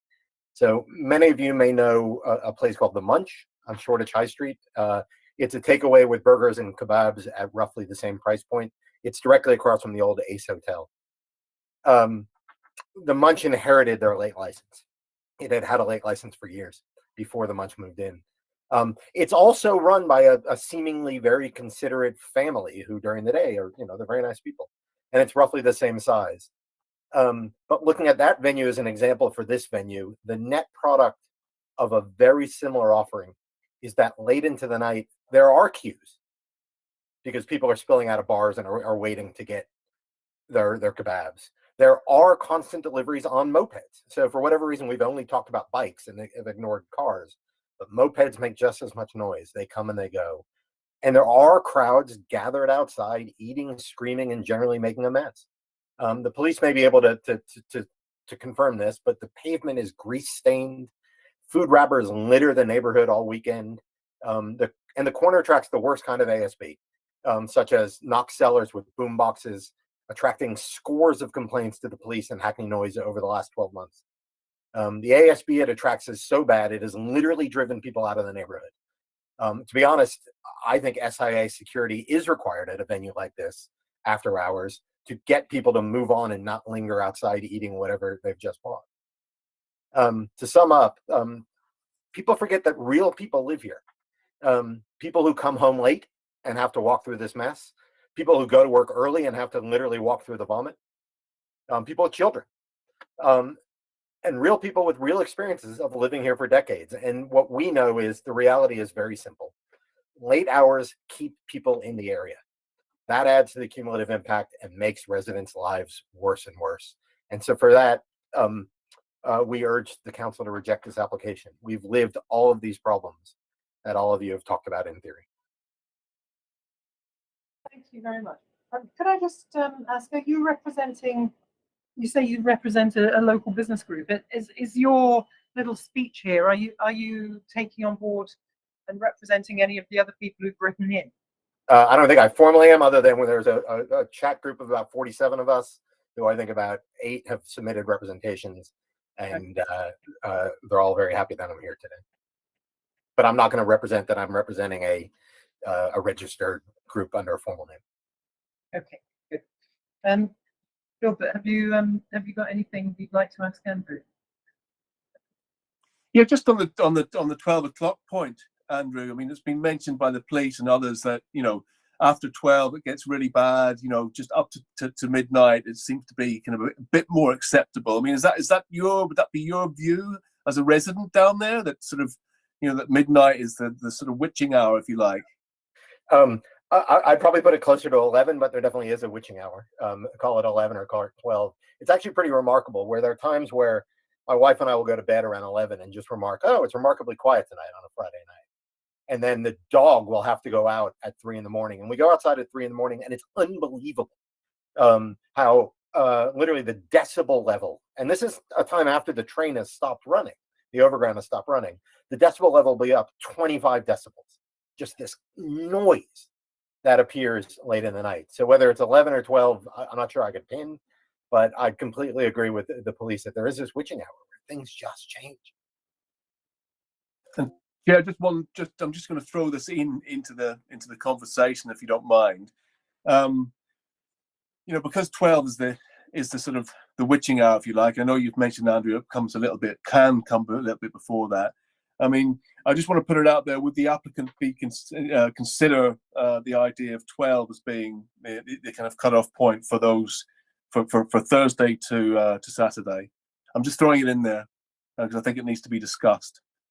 So I don't know if Mr. Overton wants to take that one on, or how. Yeah, absolutely. And there's a few other things I'd like to respond to if I can, but in terms of that, what my client would suggest, and this comes back to a point actually that Mr. Riviere addressed me by email. We were having correspondence about this, and it's not come up today.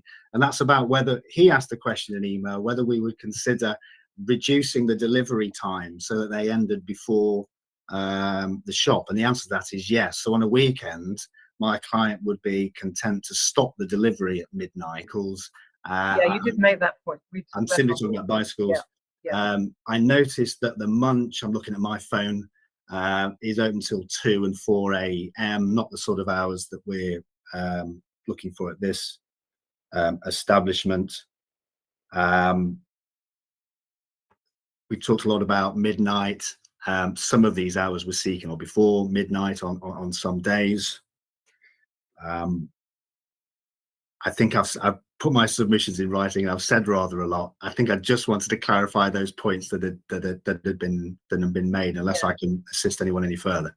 Okay, I'd like to press a little bit further on a couple of things, really, because it does seem to me that from everything that we've heard, it's really quite different running a business like this after 11 o'clock at night. And so, for instance, I sat on a hearing a month or so ago now, where they were looking to extend the hours for a similar kebab establishment on Shoreditch High Street, just a little bit down further towards Liverpool Street.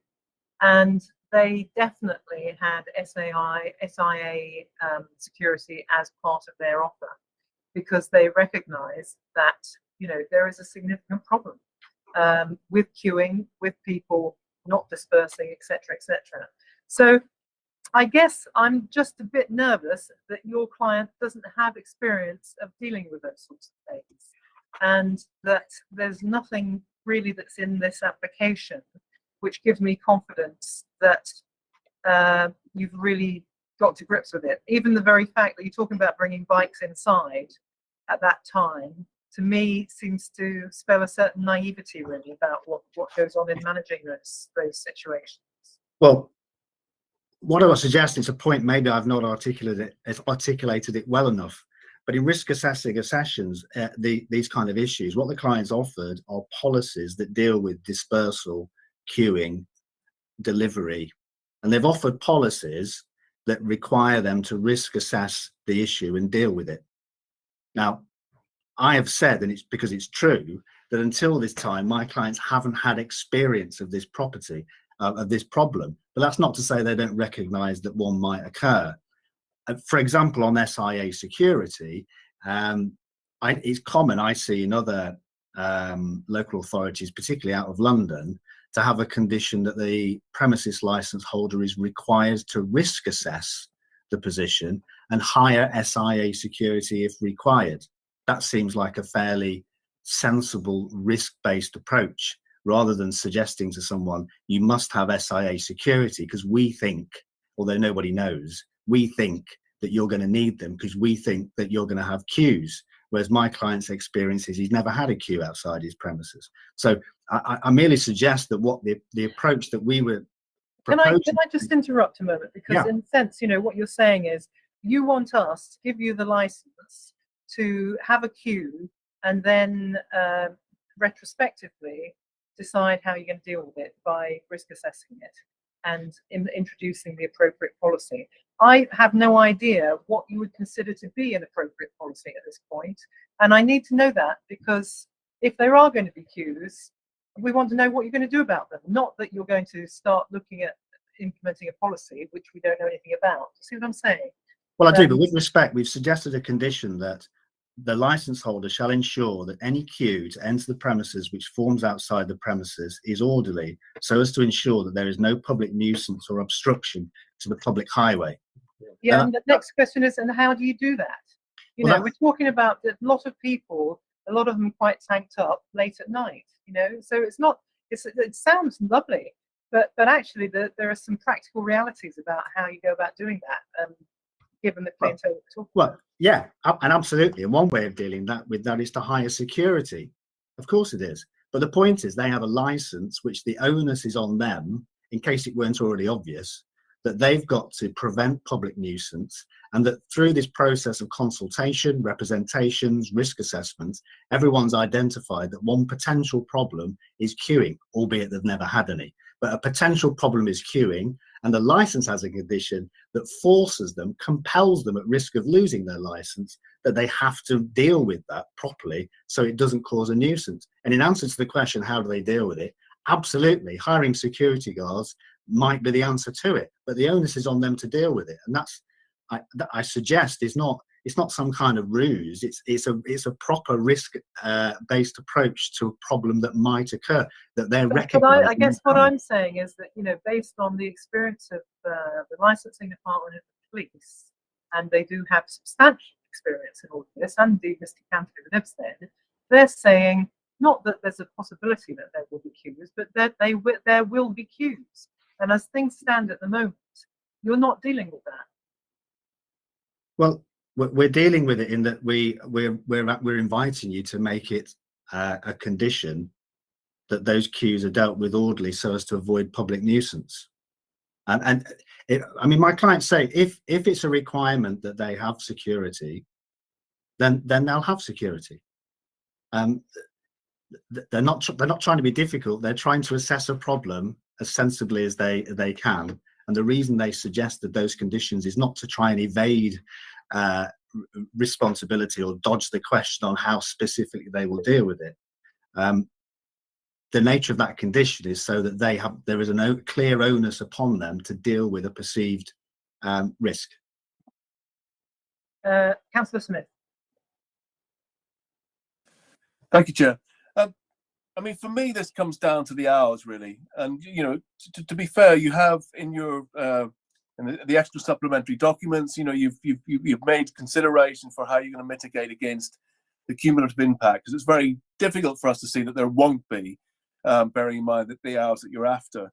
At the moment, just to clarify, you go to 11 o'clock every day. Is that right?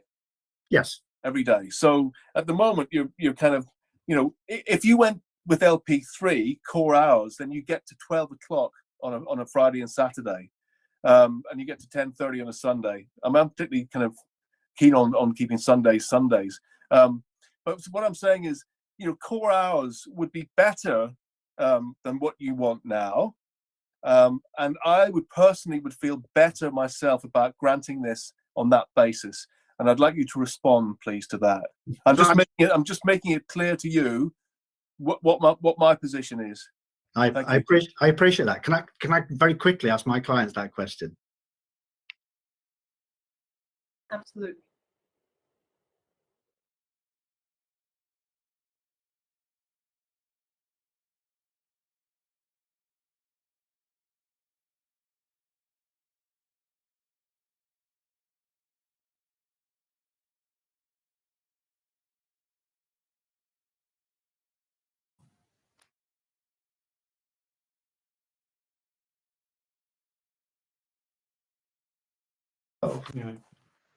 I do apologise for keeping you, but I'm just trying to discuss that. It's always been the case that this application stems from a desire to stay open a bit later and serve the customers who are already there, and they would rather do that than nothing. And if they could have till midnight from Wednesday to Saturday, I guess that fulfills part of their objective. Although, of course, their position is that they have tried to carefully risk assess and take into account all these representations such that you would be safe in considering the 1 o'clock. But yes, if it came to it, they'd take 12 Wednesday through to the weekend. I don't think that Wednesday is 12 o'clock on 4 How hours. do you get 1 hour security for this? No. You can't really. No, well, in terms of core hours, obviously with core hours begin at 11 p.m. So I don't think core hours doesn't say that one can't apply for late night refreshment. No, it doesn't at all. No, it doesn't. But you know, you have to put yourself in our position as well, because the likes of Andrew and the 8 other objectors to this, who are residents who live there and see this stuff going on all the time, you know, we have to be thinking about them too, as well as you. So what we're offering here, I think, Chair, if you don't mind, is a compromise. I don't know if you want to take that on and just describe the compromise yourself, Chair, if you want to make it clearer to them exactly what I've been talking about. Well, I think it would be very useful if Suba or Amanda could just spell out exactly what the core hours would be if we had a core hours policy for this establishment from right the way through the week. So it would be up till midnight on Friday and Saturday. And for the rest of the week? From Monday to, it will be 2300 hours. And on Sunday, it will be 2230. But because it's late night refreshment, the core hours will be applicable on Fridays and Saturdays, which is up till midnight. Okay. So that's essentially what we're offering you. We're saying, if you don't mind changing this to core hours, which is 22:30 on a Sunday, and Monday to Thursday 2300, and Friday and Saturday 2400. But to be honest, I think as things stand at the moment, you're most unlikely to get anything more than that. I know my client's major concern is the interplay between this and security, if there is one, in that because the shorter the hours become, the more difficult it becomes to employ security. You can't employ security for an hour or two. That's true. At that point, if they feel that in order to meet the conditions of the license in terms of the security and good behaviour of any queuing and what have you, if they need security, they have to take into account whether or not it's worth actually seeking to employ somebody, or whether they should close a little bit earlier. And that risk-based approach is something they welcome. What they're fearful of is the imposition of security over particular hours that doesn't. I don't think we're at this point looking to impose security conditions other than just maintaining an orderly queue. Thank you. I do apologise, but I wonder if I might have a minute with my client, and I will be quick as I can. Sure.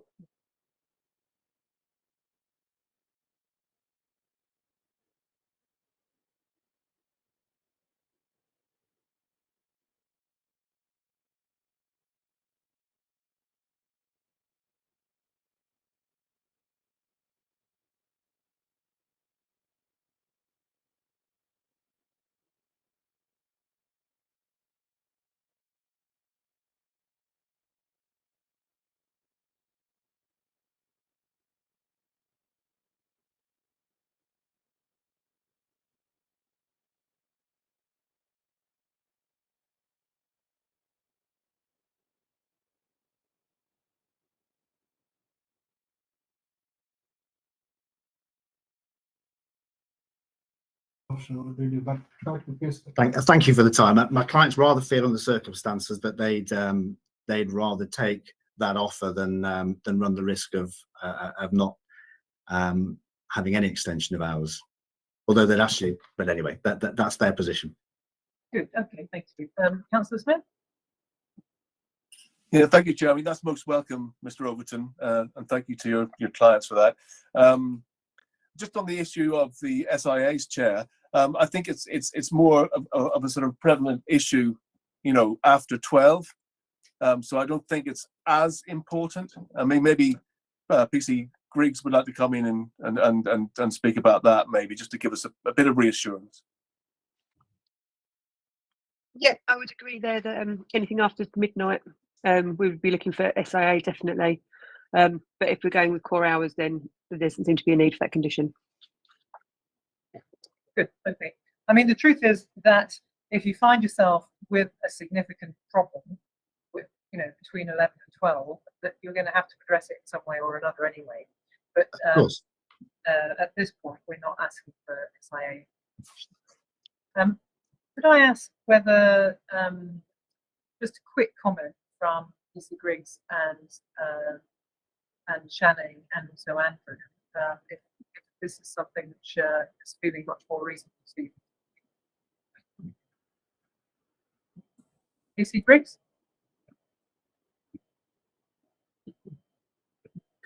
Sorry, I've got a mouthful of mint. Sorry, I've had to change headphones. I've got my AirPods in now and I can't hear quite as well. Is that, but core hours are agreeable for us? Is that? Yeah. I'd say it's probably a venue that elsewhere we would have made some sort of agreement prior to committee, but it's where it is, and it's operating till 11 anyway, so it just gives it that extra hour at weekends, isn't it? So yeah, that would. Okay. Mr. Riviere? Yes, Chair. be more agreeable to the core hours at the premises. There still remains some clarification around the whole delivery situation. And I know they're mentioning their additional supplementation that they'll have a policy around delivery. Can I ask if that is drafted yet, or is there some tangible policy that the committee would be able to see? Do we have a tangible policy, Mr. Overton, on deliveries or not? Well, I'd say it's tangible because it's a policy that sets out what its objectives are and what it has to consider. But I don't think that's what you mean. I think is it written down on a piece of paper? We're content to add a condition that that has to be shared with the licensing authority. Yeah, it's quite common to do that. But I mean, the policy does say the point of it is to that we've got to continually risk assess the process. It's about public nuisance. It's delivery personnel spending as little time as the premises as possible, arriving and departing as quietly as possible, and that they and their bikes are positioned so they do not cause an obstruction or a nuisance. So it's kind of, I'd respectfully say it's making its way there. Yeah, I think that we could include some sort of an advisory around a delivery policy which needs to be shared and agreed with the licensing team, if that's all right. And I think, you know, to some extent, there's a little bit of flexibility there in that, you know, you may need to try something and see if it works and adjust accordingly to make sure it does work. But if you can work that through with the licensing team, I think that's the best way to do it. Yeah? Yes, of course. Good. And final word to Mr. Cantor. How are you feeling at this stage? Being brutally honest, I won't say that I'd be happy to support it, but I'm not an idiot. I'm not going to fight it. So if this is the unhappy compromise, it's the definition of a good compromise. So. Okay.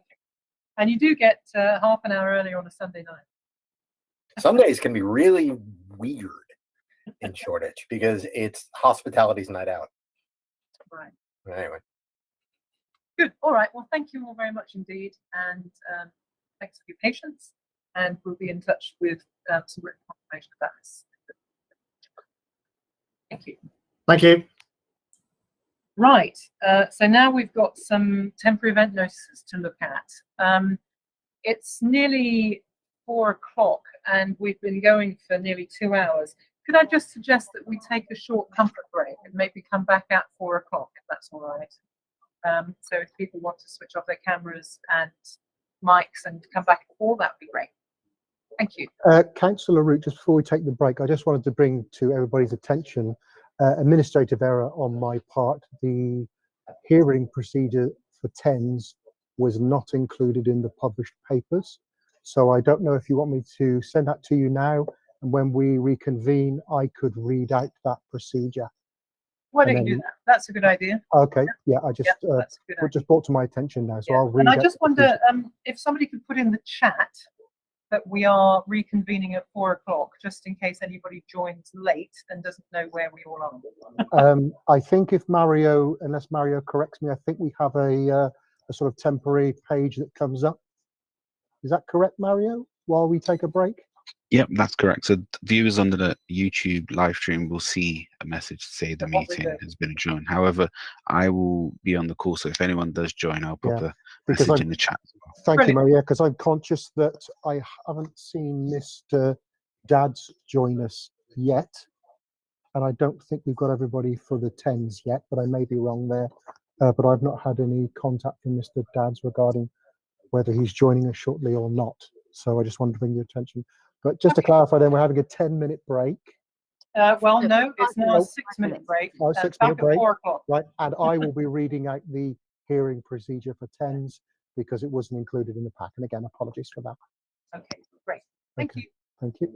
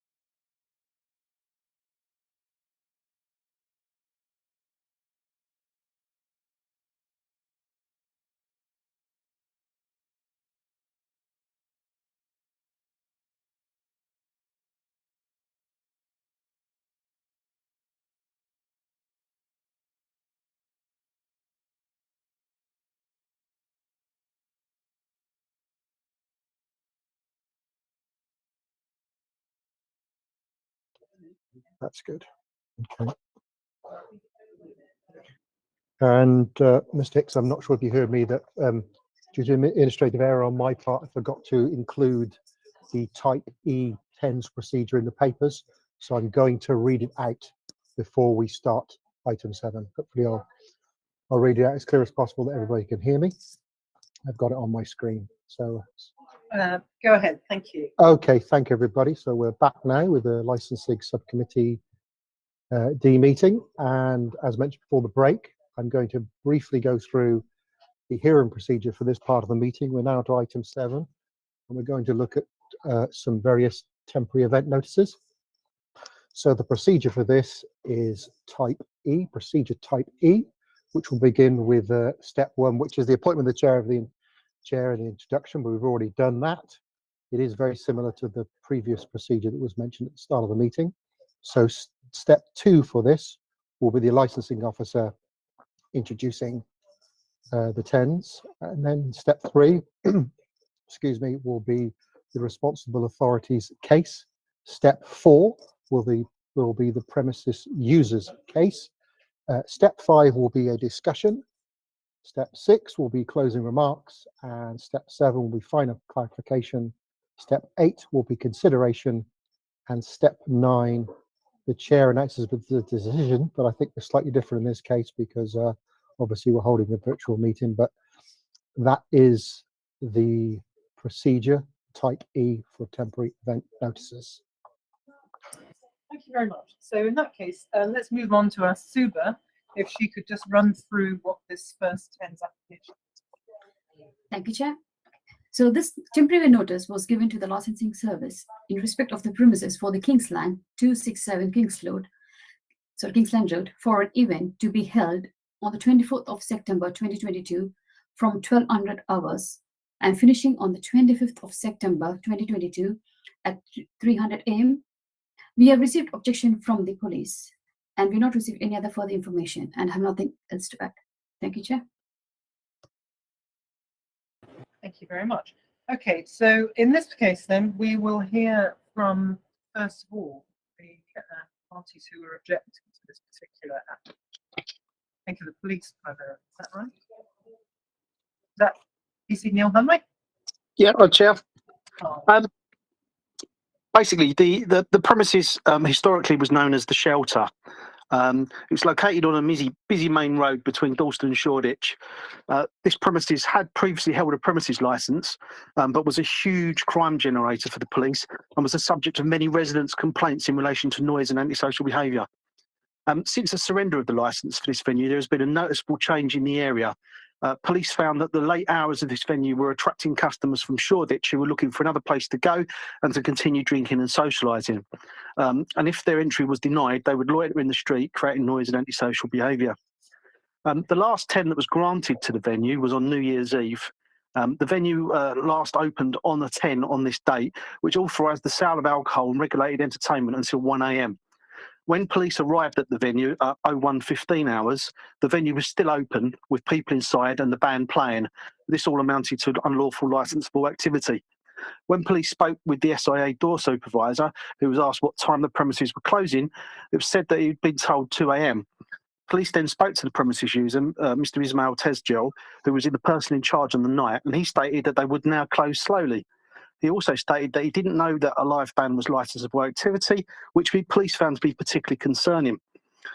This is not the only licensed premises that the applicants have in the area, so it's a concern that basic knowledge of licensable activity and the definition of regulated entertainment is missing. The applicant also has a history of breaching conditions at another of their venues, which was reviewed by London Borough of Hackney, and their actions on this occasion did not satisfy police that they would be a responsible operator here. And indeed, their own personal premises licence application for this venue was refused at subcommittee. Since then, as there's been an absence of activity, licensable activity, this has stopped any issues with neighbouring residents. And as such, we cannot therefore support the return of licensable activity, especially on temporary event notices for, in this occasion, a birthday party, which allegedly is going to have a duration of 15 hours, running from midday on one day on to 3 AM. if that was to go ahead, that is a considerable amount of drinking, and we can only expect that people are going to roll away from the premises and cause issues. And on that basis, we ask that a counter notice be issued for this temporary event notice. Thank you, Chair. Thank you very much. That was very clear. Councillor Smith, have you got any questions to put to PC Humbrick? No, I mean, PC Humbrick, you definitely made yourself clear there. Is there anything at all in your mind that could change it? I'll keep this brief. No. Okay, thank you. Thank you very much. Okay, in that case, I think it's time to hear from Mr. Hicks. If like side of the story, please. Thank you, Chair. I don't know if PC Homework knows he's got his nickname up on his thing. Yeah, I've had to go on my own personal phone. The job laptop wouldn't work, so yeah, I know it's there. Thank you, Chair. Okay, so I want to clarify the points that that PC Humbrick has kindly made for us there. So yes, previously it was a huge crime generator, but that was due to the previous licensee when it was open as the shelter, as clarified, a Nuno Goncalves. In regards to attracting Shoreditch visitors, this is a private LGBTQ birthday party. It's invite only, and therefore it's very unlikely to be a destination venue for the Shoreditch crowd. And besides that fact, it's been closed for a while now, so this would be talked about by those type of customers. As therefore another reason why they would not just randomly turn up, to be turned away because it's private and then stand out on the streets. In regards to the New Year's Eve 10, it was 9 months ago. 10s have been in operation since. I've spoken to the client and they've had 10s, according to our list, on the 25th of February, which were for alcohol and regulated entertainment. There are no issues during these 10s, no crime and disorder, no noise complaints, they all went well. During the New Year's Eve event, Ismail allowed the music without realising its significance and has since received further training in order to avoid a repeat of that. And it's worth pointing out that no alcohol was sold in breach of the 10 on New Year's Eve. And again, there's no other reported crime and disorder or noise, etc. Ismail himself is a person of good character, has never been prosecuted or received a caution, and was in receipt of a warning, a verbal warning regarding the regulated entertainment issue on New Year's Eve. The police have mentioned other venues, and I think it's fair to say this venue should be treated on its own merits, as no two premises are the same. The review was in relation to a licence held by Handy Seskin and not the applicant on this 10. It's a different person. An appeal for an application regarding the premises licence is currently subject to without prejudice discussions and conversations and negotiations, and the council are awaiting agreement from the clients in relation to conditions and times for this venue. So it will eventually end up, in all likeliness, to have its own premises licence going forward. If the committee were of a mind to grant, we would make a written undertaking to abide by the following conditions for the duration of this 10, and I'll go slowly with these so that you can make a note, Chair. So the first one would be the CCTV would be fully operational. They would have 2 SIA guards. There's 100 capacity, so there's be 1 guard per 50 persons.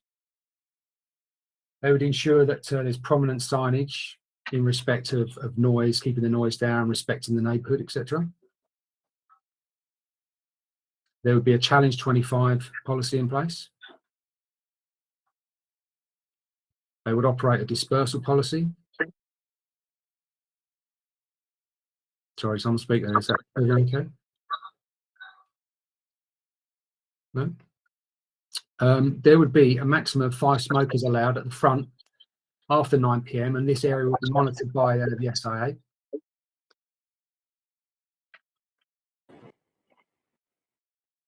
All windows and doors would be closed, safe for access and ingress. And it's also worthy of note that there's a triple door sound lobby already fitted in the premises. Someone's got an open mic and it's feeding back, Chair.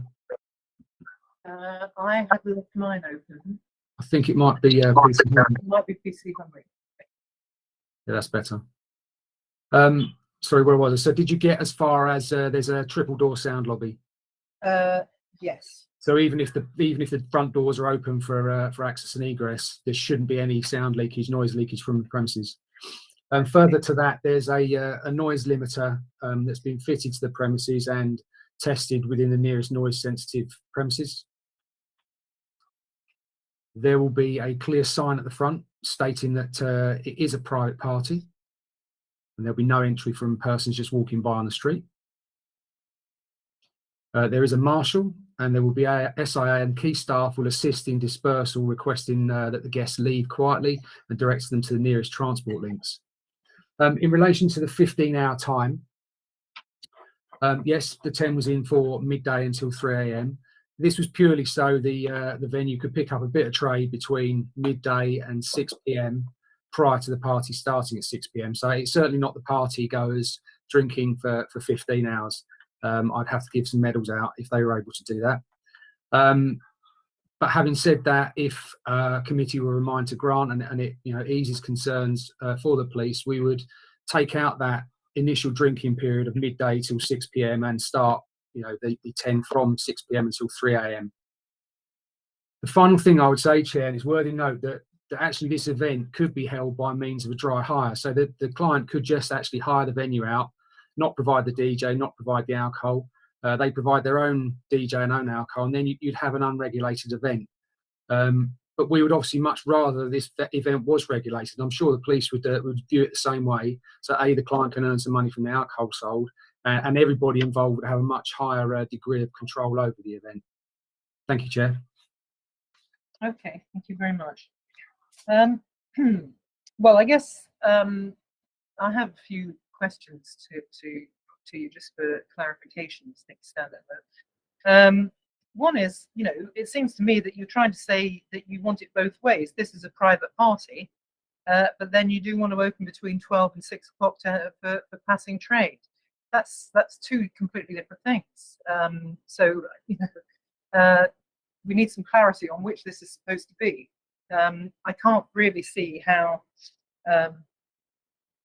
we could feasibly give you the opportunity to get that passing trade without some sort of fairly detailed plan about how you would disperse the passing trade at 6 o'clock as the party starts. So there's a proper contradiction there, it seems to me.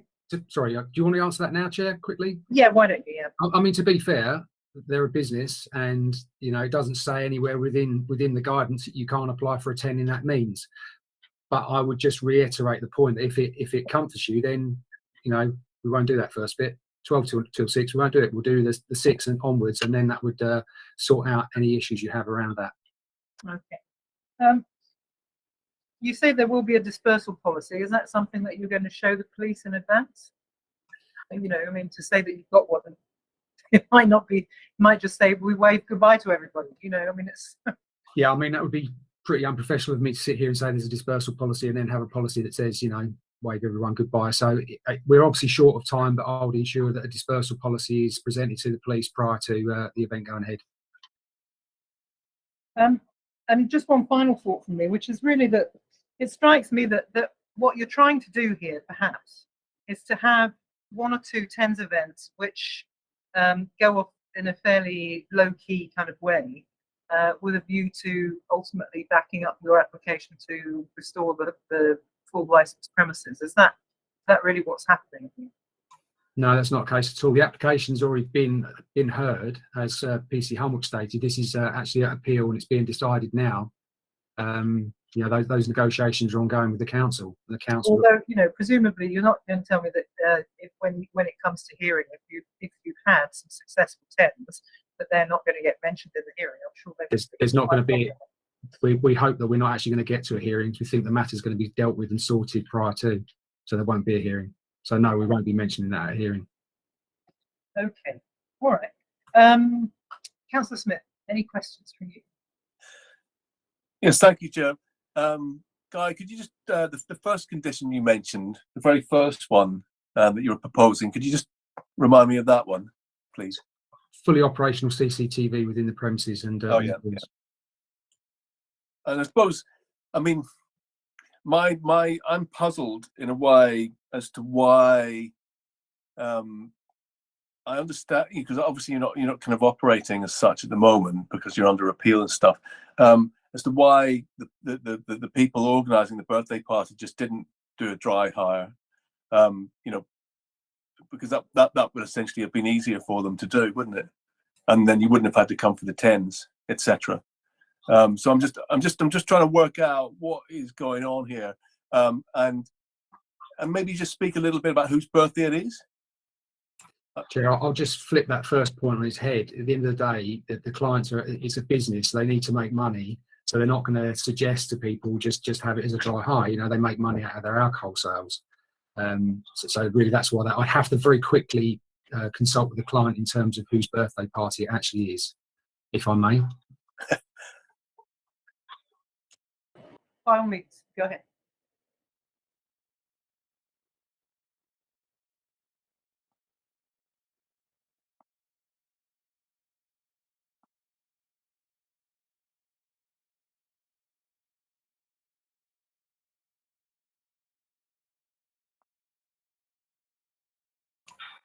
Gentleman called Michael, 30th birthday party, and he made the approach to the venue to hire their premises out. Okay, so they're known. They kind of they know this person. Yeah, I mean the venue themselves will conduct their own risk. I don't think they would take on an 18th birthday party. It's a 30th, so it'll be more sensible than an 18th. Okay, thank you for that. Sorry, I'm just wondering, is there going to be any kind of checklist, a guest list or anything like that? Before customers come, before they come.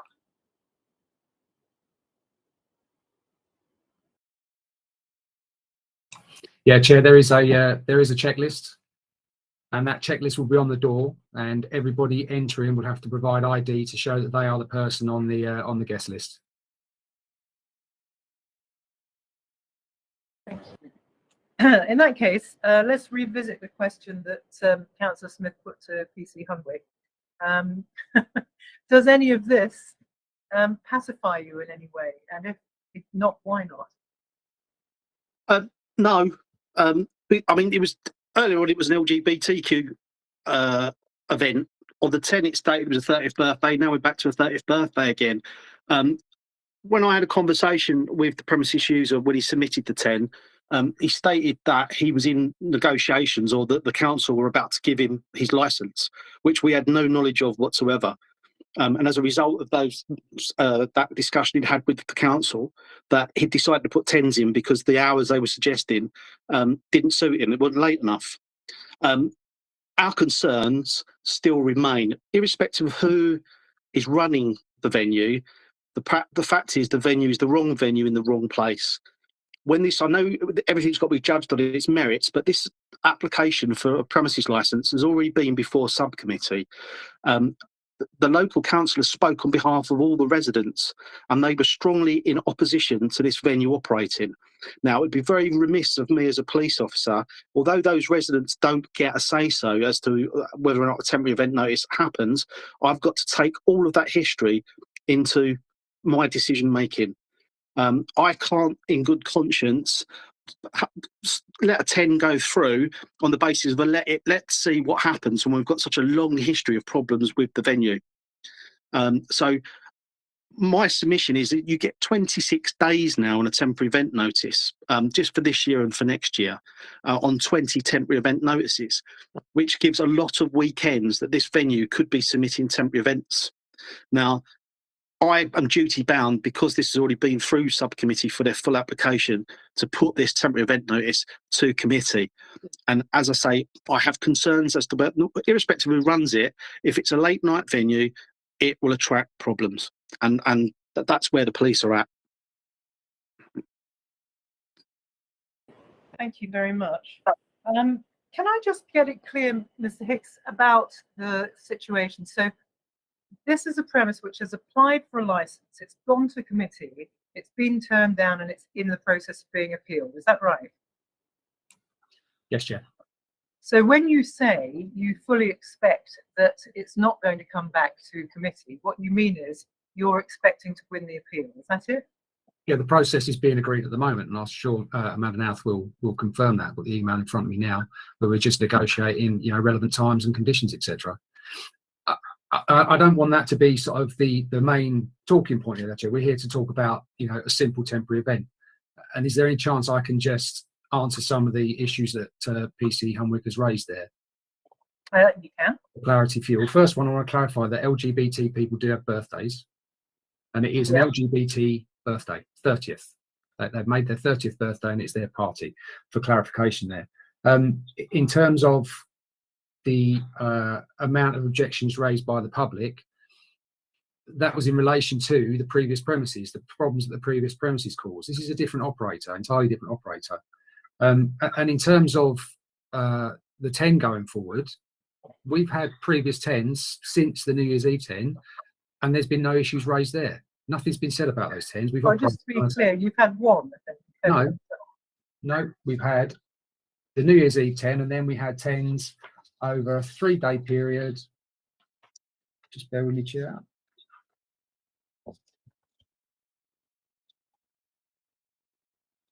You never find the bit of paper you want. I know the feeling. Until 1 o'clock, I believe. Yeah, so on the 25th, 26th, and 27th of February. Okay. And what time did they finish? 1 a.m. It was a regulated entertainment until 1 a.m.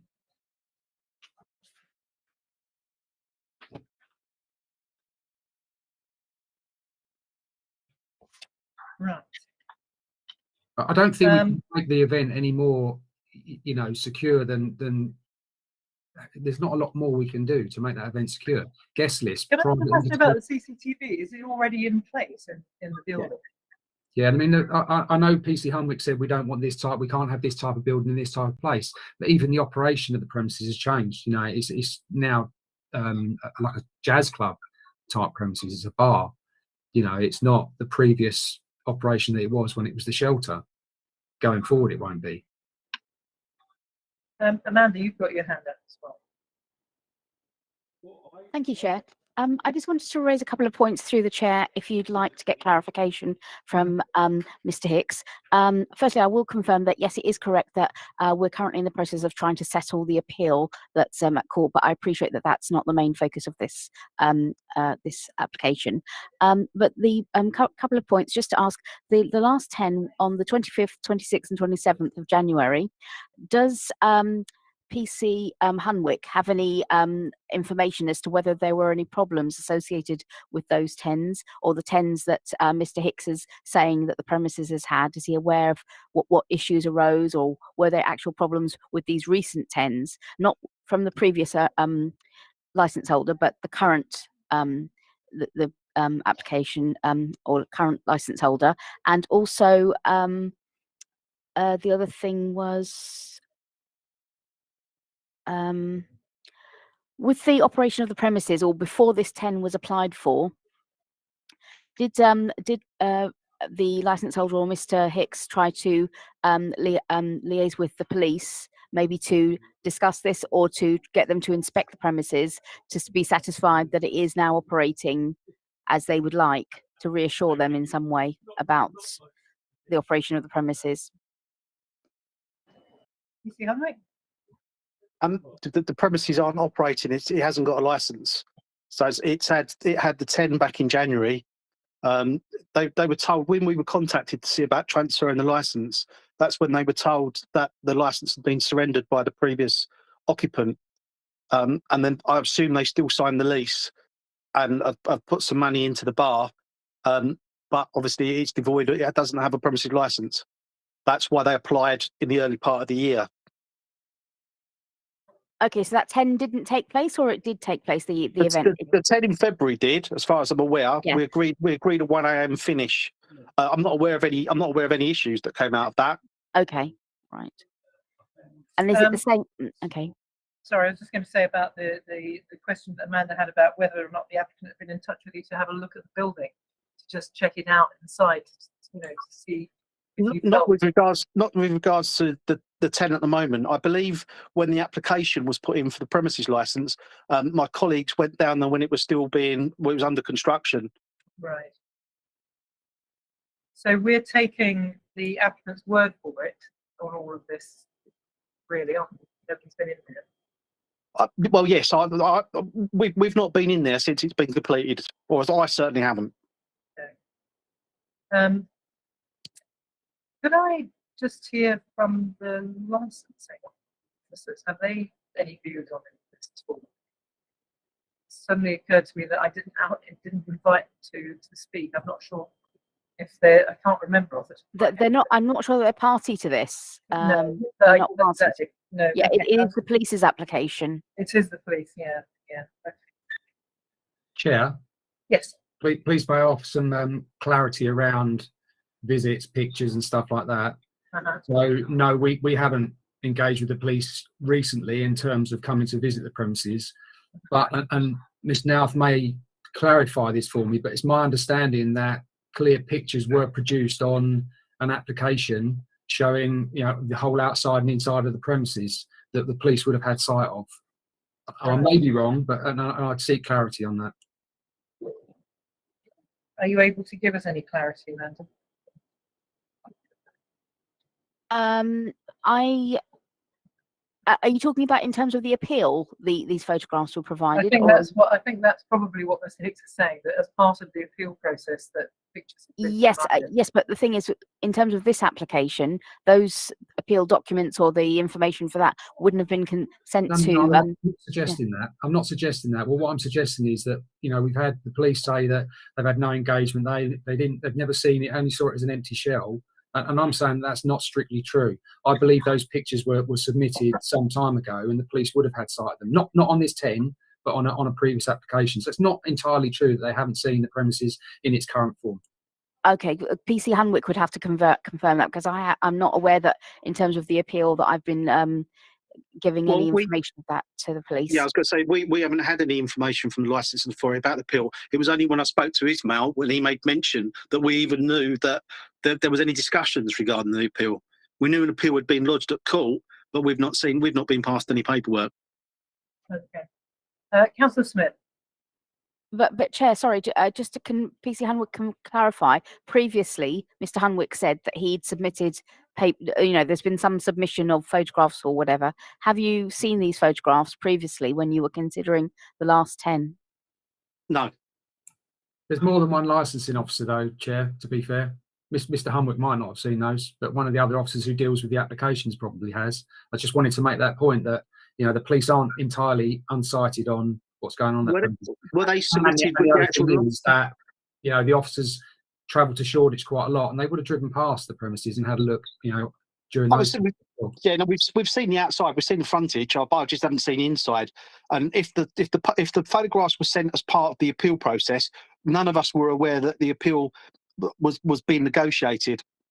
And that's what I was trying to clarify. I'm not 100% sure whether those photos and pictures were part of the actual original application, premises application, or part of the appeal. I'm not sure, and I don't want to cast. I mean, they may have been forwarded on as part of the initial application, but they definitely haven't been forwarded as part of the appeal, because we weren't aware that there was any negotiation on that. I understand. Yeah, they would have only been told about the negotiations very recently when the inquiry was made about it. Thank you. Councillor Smith. Thank you, Chair. PC Hanwick, question to you. If this 10 was until 1, how would you feel? Would it be better than later, but it can't be changed now. Now we're at committee phase. It's either a yes or a no.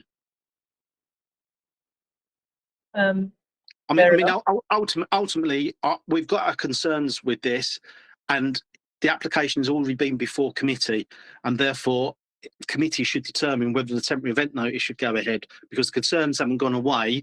And you've got to either make a consistent decision or decide that they should be able to operate on 10s. Yeah, I must say I am minded, whilst the appeal is still going on, to feel that, you know, it's a strange thing to do, to issue a 10 whilst there's still negotiations going on around an appeal. It doesn't sit very comfortably with me. And, you know, I have to say, I don't know anything about the appeal. I don't know anything about the negotiations. But I do find it quite hard to believe that if you're giving it, if you're provided with a 10 that goes on until 3 o'clock in the morning, and it all works out well, that isn't going to be raised as part of the discussion in the appeal considerations. Chair, so in that's other words, a two-way street though. It is a two-way street. If it goes well, it might get brought up in an appeal discussion. But if it goes dreadfully, conversely, it ends up on the client who will have problems during his appeal. So we're well aware that having a regulated event puts us in the firing line. We're putting our head above the parapet. Yeah, but to my mind, you see, the problem for me is that if we are issuing a 10 which goes until 3 o'clock in the morning, I don't know where the state of play is with the negotiations on the appeal, but it does feel to me like we are undermining our own officers in their negotiations on this by giving you the opportunity of running something until 3 o'clock. And frankly, if I were you running, in a situation where I'm trying to get a premise licensed, I'd probably have 6 SIIAs on that night just to ensure that absolutely nothing goes wrong, so that it looks good in my appeal. Do you see what I'm saying? So I do sort of rather feel that if we grant this, that we're going to be somehow or another prejudicing the appeal, which is ongoing and in its own right. That's my concern. I totally disagree. We're equally potentially undermining ourselves, undermining our own appeal potentially going forward. The last thing they want to be is on the police's radar continuously, but at the same time, they do have a business to run. They need to support. The rent is extortionate. Well, no, in fairness, they don't have a business to run at the moment. They hope they're going to have a business to run. They bought a business which doesn't have a license, and they're hoping to get it licensed so that they can start a business. That's different to saying they've got a business to run. They've still got rent to pay, Chair. They're still paying rates and rent on the premises. Well, that's true, but then they could also open a different sort of business, maybe. I don't know. If they want to open a licensed premise, they have to go through the procedures to do that. I haven't got any more questions myself. Councillor Smith, I don't know if you've got any, or if anybody else wants to raise anything. Perhaps we could just have summaries, if not. Yeah, I'm fine, Chair. Thank you. Okay. So let's get the order right on this, because it's all back to front, isn't it? So it's PC Hunwick who goes first. It's summing up. No, it's not. It's Mr. Hicks. Yeah, I was going to say it's the other way around. So it's Guy. Sorry about that. That's okay, Chair. Thanks very much. Would you just like to make some closing comments? I'll be very quick. So we've agreed that there was a 10 in February that was authorised, no problems, didn't have any issues, didn't raise any complaints from the public. That's been in place. Like I've said, this is a very, very well boundaried event with SIA and all the conditions that we're happy to take that written undertaking to abide by. We don't want to put ourselves on the police radar, so they will 100% have their 2 SIA, their CCTV, Challenge 25, etc., in order to manage that event.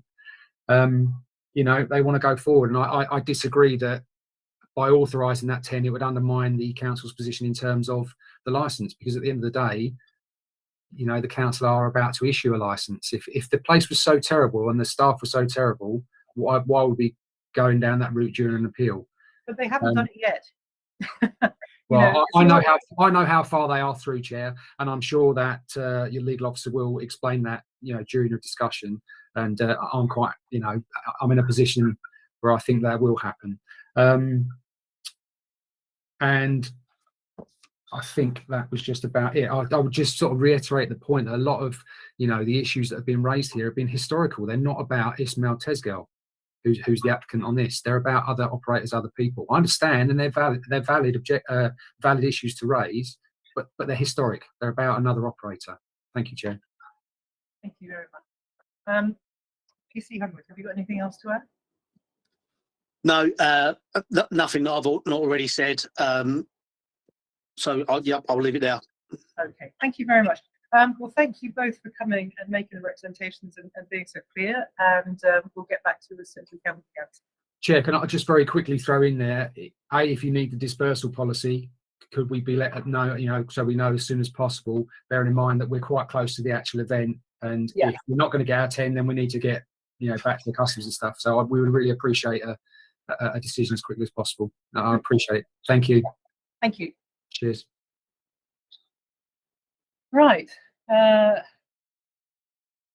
One left to go. Mr. We're now looking at, sorry, got so many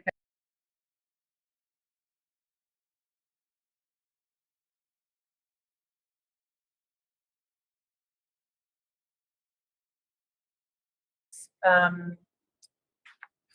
think you've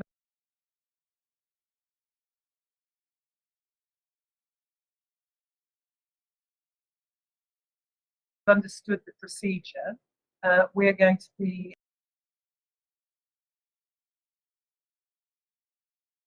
a time, or does PC Hanwick want them heard? So it's made clear. Thanks. Gareth, you've got your hand. Yeah, just to clarify, on the chair's brief, I've just got down to police as the only responsible authority. Oh, really? I've seen a nod from Suba. Is that correct? Yep, That's just to clarify. right. Just wanted to make I sure, just because saw you mentioned both licensing. Channing and David are both still here, Yeah, so I kind of okay. assumed that they were. It's just the police. who are They're just responsible. observing. They're just observing, Okay, Chair. thank you, legal officer. Thank you, Amanda. Okay, thank you. Yes, in that case, let's do things properly. Sorry, Suba needs to introduce us first so that we're going in the right direction. So Suba, could you introduce this, please? Thank you, Chair. So the last item we are going to consider is for temporary notice 210, which was given to the licensing service in respect of the premises for the perfect fashion 140 to 142 Kingsland High Street for an event to be held on 23rd of September 2022 from 2300 hours and finishing on the 25th of September 2022 at 200 hours, and the second 10 for the event on the 30th of September 2022 from 2300 hours and finishing on the 2nd of October 2022 at 200 hours. For both of these 10s, we have received objection from the police. Thus far, we're holding this hearing, and I have nothing else to add. Okay, thank you. So Suba's introduced both of those. I must say, since I think they're very similar, I would quite like to do them together, unless PC Hunwick has some reason for not wanting to do that. I'd love to drag this out longer than it needs to be, but I'm quite happy to hear them both together. Great, okay. In that case, would you like to tell us what your objections are to this? Okay, this was these two 10s are actually there was 3 10s. The first one was late and it was counter noticed. We objected to that as well. This is although it's under the whatever it was fashions, this is actually Hooch's off license, just up from Dalston Kingsland railway station. Basically, in the March that we had with COVID, we had occasion to pass the off license and noticed that an entire extra floor had been added to the shop, and there was some stairs leading down to the basement where there was a load of wine for sale.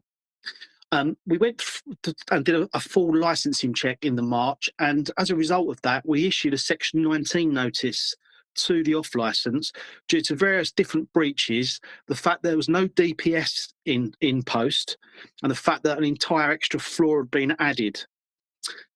Also, the layout of the ground floor had been changed from what was on the plan for the license. Now, we never had any occasion to action anything further than that Section 19 notice as a result of the full lockdown of the country. They all just went by the by, and obviously we took our eye off the ball on that one. However, whenever I've been passing on the bus, I've noticed that the basement area, because you can quite easily see down through from the top floor of a bus, that the basement area has been in full operation. That has now, as a result of the objections to the 10s, that has now been closed down, and the stock has been removed from the basement area. However, I did visit the premises the day before yesterday, and the layout of the ground floor is still different from the plan. It's never been changed by variation. I did have a look on our licensing system, and there is now a valid DPS in post, but as it stands at the moment, the premises shouldn't be open because the license has not been changed by variation for the layout. So it would be a misdemeanor for us to allow an extension to their licensable hours when they really shouldn't be operating, because they're not operating in in association with their existing license. And that basically is it. If you need me to, there is the copy of the plan is attached to the documentation of the meeting, and I can explain to you how it's changed if necessary. I think that might be helpful, actually. I suspect we might get into that because, you know, the reason being, if it's a very minor thing, then we might say, well, it's super minor. It doesn't really matter. But if it's a major thing, then that's a different story. Well, it does. I mean, any change to layout renders the license invalid for until it's varied or until it's put back as it is. So it then makes all sales of alcohol unlawful. You hear what I'm saying, though? If they've moved a shelf by, you know, a few inches. No, it's nothing like that. I mean, we've still got stairs in there. The counter for serving has been moved over. All the shelving has therefore been moved to accommodate the counter. It no longer represents the plan that we've got on the license. So I'm looking at the license. So if we go down to the application now, page 53, I think it has the plan that you're talking about. Is that right? Yeah. So this is the old plan? This is what's actually licensed to be there, is it? Exactly. Okay. And how is it, in fact? How is it different to this? Right, okay. If you have a look at the bottom left-hand corner where it says service counter, Yeah. that's no longer there. That's now stairs leading down to a basement. Right. Which up until these objections, they were selling alcohol from. Right. Right. So it's a whole extra floor of alcohol sales. Right. That service counter has now jumped to the right-hand side of the shop. So where you see shelf of fruit and veg at the front there, that is now the service counter. Right. And then the other shelving has been slightly adapted. Okay. Can I just check something with regard to what was happening in the basement? Was the basement being used as a shop selling off sales, as it were, or was it being used actually to consume alcohol on the premises? No, it was off sales. It was all still bottles of wine. It was all still off sales. So basically what they've done is doubled the licensable area. Right. Right. But that is no longer the case. Anybody can go down. No. Councillor Smith, have you got any questions for? Yeah, thank you, Chair. I just wanted to clarify with our lawyer in terms of, you know, how stringent we are with plans and licensing activity. Because I mean, obviously, you know, if you have a shop, you know, sometimes you do change things around a little bit. You know, you've got a license to do this and that, but you know, I'm just asking how much do we take that into consideration? Does that make sense? It is very important. It is very important, and there is a requirement for the license holder if they make any changes to the premises or the edged red area where the actual premises or the alcohol sales will take place, or that area. If any changes take place, they need to submit a new plan or they need to consult with the licensing authority. They can't just automatically make changes as they want, or to even if they did a restructure, let's say they, in one case in the past, premises reformatted or changed where their toilets were, for example. And so as a result, that had an impact on the structure and the requirements required for the license of the premises. And they had to come to committee, they had to submit a new plan, they had to get approval for it. So it may be that, for example, any changes, the licensing authority may or may not want it to be you know, advertised as a application to the licensing subcommittee or any other requirements that they have to do. But there is a requirement in their license that they're supposed to keep the licensing authority informed at all times, and the police obviously follow those that plan that's on the licensing authority's records. That's what and if there's any change to that, they obviously will raise a concern. Thank you very much, Chair. I would just like to say to the applicant to sort of bear that in mind for your future ongoings. Yeah. I mean, one assumes, given the changes that you described, Neil, that the changes were made specifically to make it easier to access the basement for those illegal off sales of wine downstairs. That's the suspicion. Is that right? Yeah, I mean, the stairs are not on the plan, so I'm going to have to assume that they've been added since the license was issued. And obviously then if they've had the entire basement area as alcohol sales, they've doubled their area, which would have to be done on a major variation, which is effectively like a new application, because you can't extend your licensable area on a minor variation. That's correct, yes. Inside or outside, you can't do the changes, yeah. Okay. So, I mean, I appreciate the premises user might have done that without knowledge, but obviously he was then handed the Section 19 notice saying that you couldn't do that, and carried on for several years.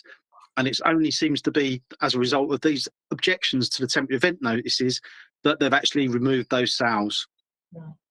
Okay. Let's go to the applicant now then and hear from Mr. Panchal. Mr. Panchal, we are taking into account the fact that you are not any longer serving alcohol illegally from the basement, selling alcohol from the basement. That's stopped. But nevertheless, you're not operating with your current license terms because the plan is quite different to the way that the shop is currently laid out. So what have you got to say to that? Yes, thank you very much, Chair. Couple of things that I need to answer to Mr. Henwick. As soon as Mr. Henwick brought it to the notice of my client, he said he did not, or any time, have any sales done from the basement which he had created. The basement was created to stock the alcohol rather than to have a licensable activity. When you say licensable activity, he wasn't going there and asking the clients to go down to the basement.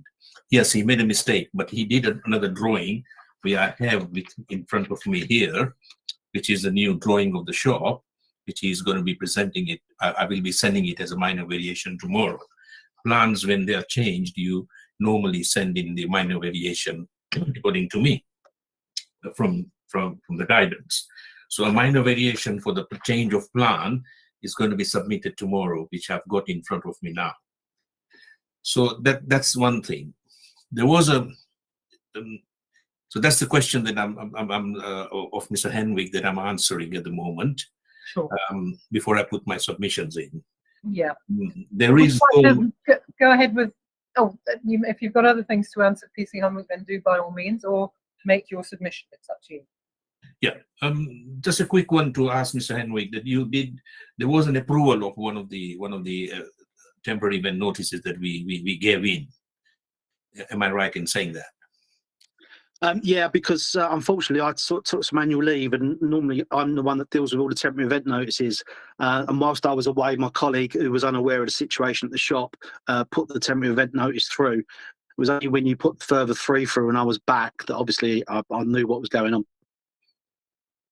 Yeah, but my client wasn't trading under the basement, was he?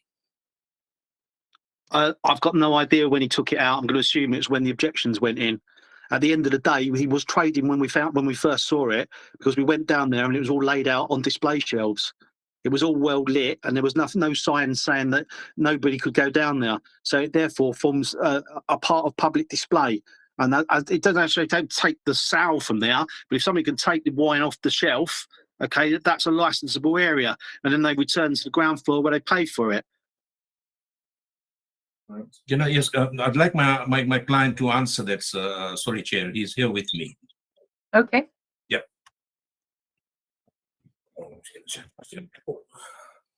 Hello. Hi. Hi. I remember the police coming in. We actually stopped sales from there once we received the Section 19, I think it was, and the lights downstairs have been switched off. So. Sorry to interrupt. We can't quite see your client, so I wondered if you could position the camera so it could be. Thank you. Thank you. You see me now? Yeah, as I was saying, we've stopped sales there for the last year and a half, 2 years. We did initially open downstairs as a wine cellar.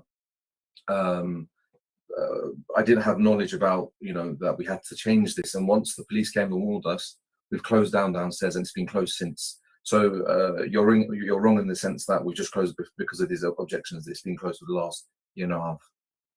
Okay, no, that's fine. I think Mr. Panchal was slightly giving us a slightly different impression that you'd never actually had sales down there, but you obviously did.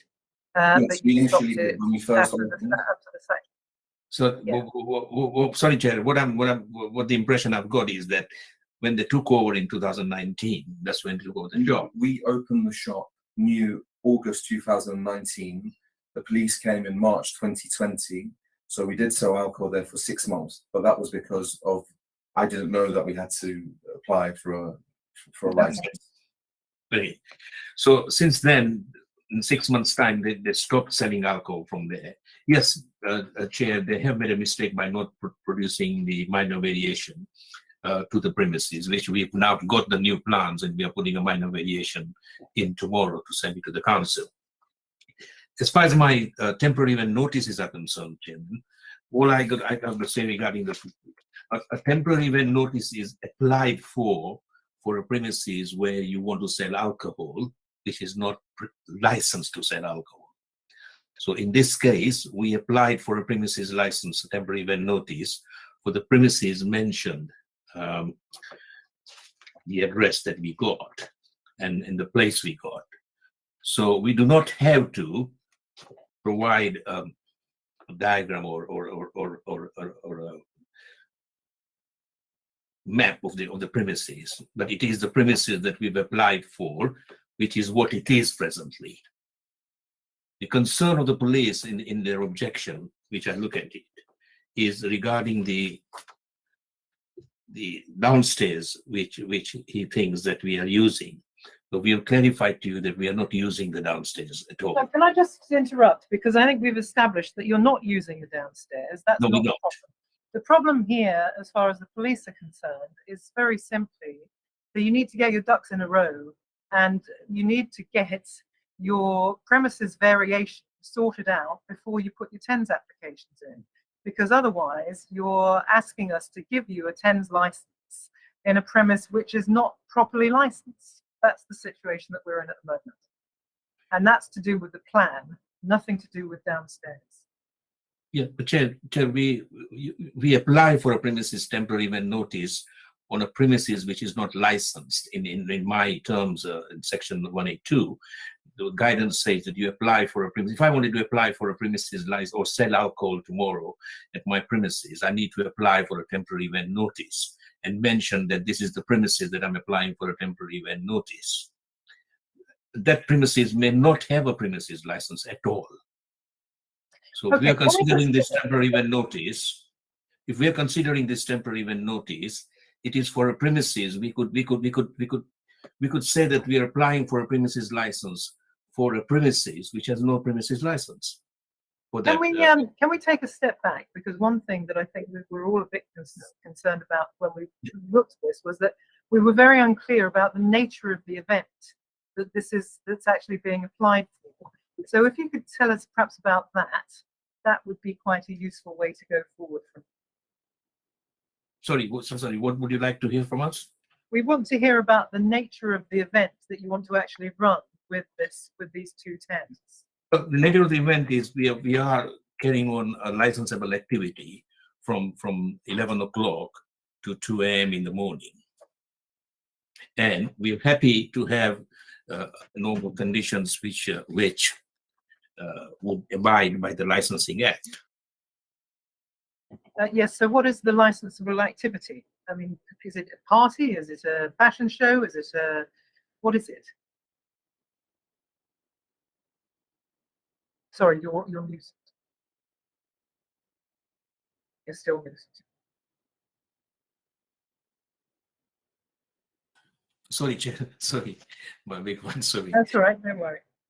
The licensable activity is the retail sale of alcohol.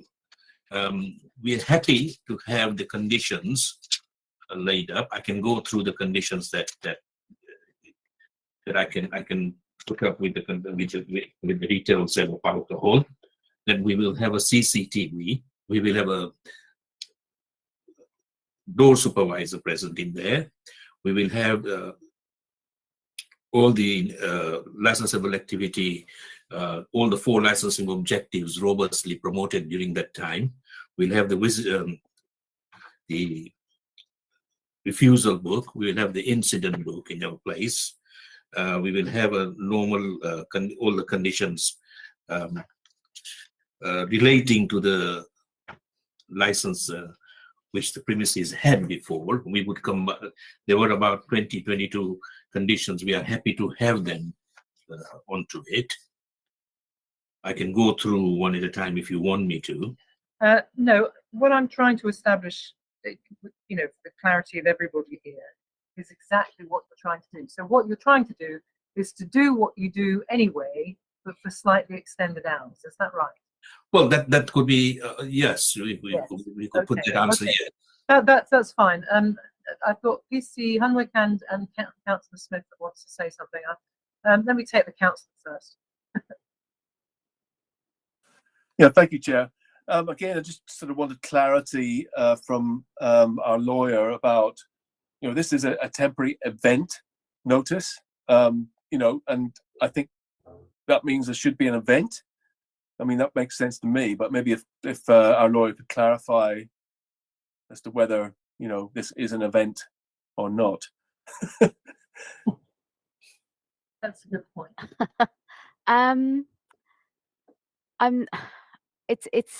Well, I mean, it's difficult to say. I mean, I think that, you know, we have to take on board what the police have said, really, as to whether or not it's suitable to have, you know, have this 10 in place. And you are specifically considering whether or not to issue a counter notice based on what the information that's been presented to you. So, Okay.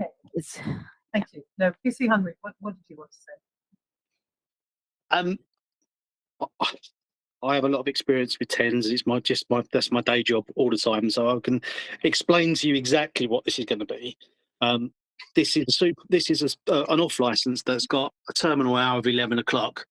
It wants a bit of the early morning action, and it's trying to extend its hours. Unfortunately, it's trying to do it, as you say, without having its ducks in a row. You can't promote the licensing objectives if you don't know what they are, and by not changing the layout, etc., by variation, etc., shows an ignorance of what you should be doing around licensable premises. And our whole reason for objection is that we don't feel that somebody that doesn't know what they're doing should have their hours extended by a temporary event notice. And I would suggest that this is probably the first couple of many, in the hope of providing some sort of track record before the obligatory extension of hours comes through by variation. I think that's what hopefully spells out our position. Can I ask a question? Have you ever had a situation like this before, where an off license has applied to extend its hours at weekends using a TENS application? Is that I've just not come across it. Yes, I have. But not one that's not complying with their existing premises license. Yeah. And that is the issue. Yeah. I mean, they don't do it very often. Off licenses don't do it very often. There's been one other one, but I normally view them with the suspicion that it precedes a variation. And I suspect, given this is in the Dalston Spa, this is where this one's going. Okay. Suba, I noticed that you had your hand up before. Would you like to say something now? I think PC Neil has clarified. It's just basically, it's not necessarily they have to have an event to have a temporary notice. This purely can be an extension of the hours. That's what I just wanted to clarify. Thank you. Yeah, I think PC Hunwick has sort of clarified that for us. Can I come in? You can, by all means. Yeah, Chairman. This is a premises. The client does understand the 4 licensing objectives. When we heard PC Henwick say that understand the 4 licensing objectives, he does understand the 4 licensing objectives. We've been operating since 2019. It is not that he doesn't understand the 4 licensing objectives. Yes, he carried out the variation, and he did. The plan was drawn up. Well, he didn't understand that the plan had to be sent in quickly. He did cooperate with the police straight away when the police said that you cannot operate at the bottom because it's not in your plan. So immediately he stopped within 6 months that he was not trading there at all. He was trading from the top side. Yes, he did not understand that the plan has to be sent in, which he's doing. He's not. I'm going to interrupt you now because I think, you know, we're all been here for a long time, and let's cut to the chase. It seems to me, and I'd be interested to know if Councillor Smith agrees with me, that you're in a situation where you are operating a business in breach of your license. It is absolutely inconceivable to me that we would offer you a TENS license to trade for longer hours in the very premises that is not properly licensed for its ordinary hours. So, that's what I'd say about getting your ducks in a row. If you put your application in and you get your minor premises change put through and it's approved, then it might be a different story. But as things stand at the moment, we cannot do this because we'd be undermining the very rules of everything that we're trying to achieve.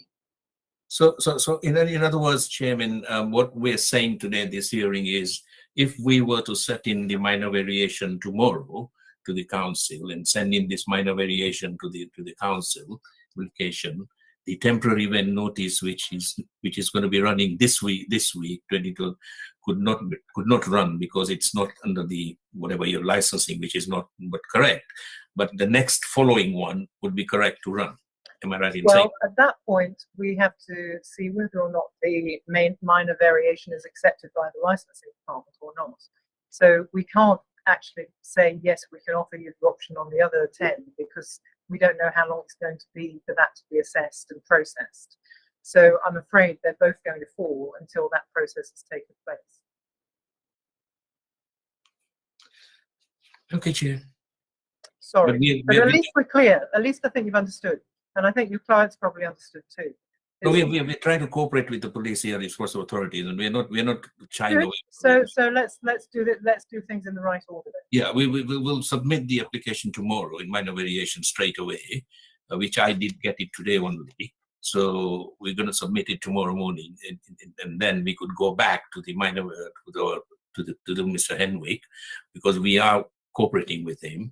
Here it is, because this premises has got other premises nearby, which has got licenses, late licenses, we don't have, and that is a disadvantage. Okay, no, I understand. But you understand where we're coming from too. Two quick final comments, I think, from Amanda. Yes, Chair, just to say that I think that to ensure that the applicant isn't wasting time in submitting the wrong application, I do think they need to speak to the licensing authority to make sure that it is a minor variation and not a full application that's required, because it could be, depending on the changes that they're making, that it could require a full variation or a full application to be submitted, which could take longer than a minor variation. So I do feel that they need to get the proper advice or consult with the licensing authority so that they submit the correct application. That's a good point. We're not sure it's a minor variation until we've seen it really. Yeah, also, Hunwick? Yep.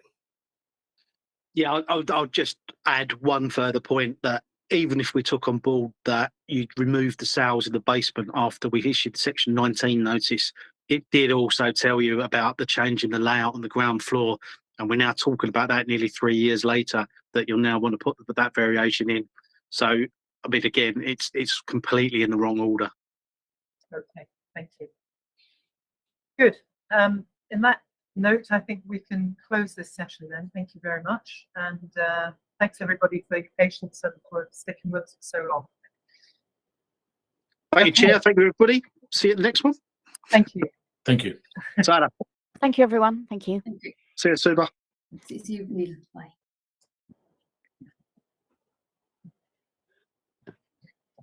Mary.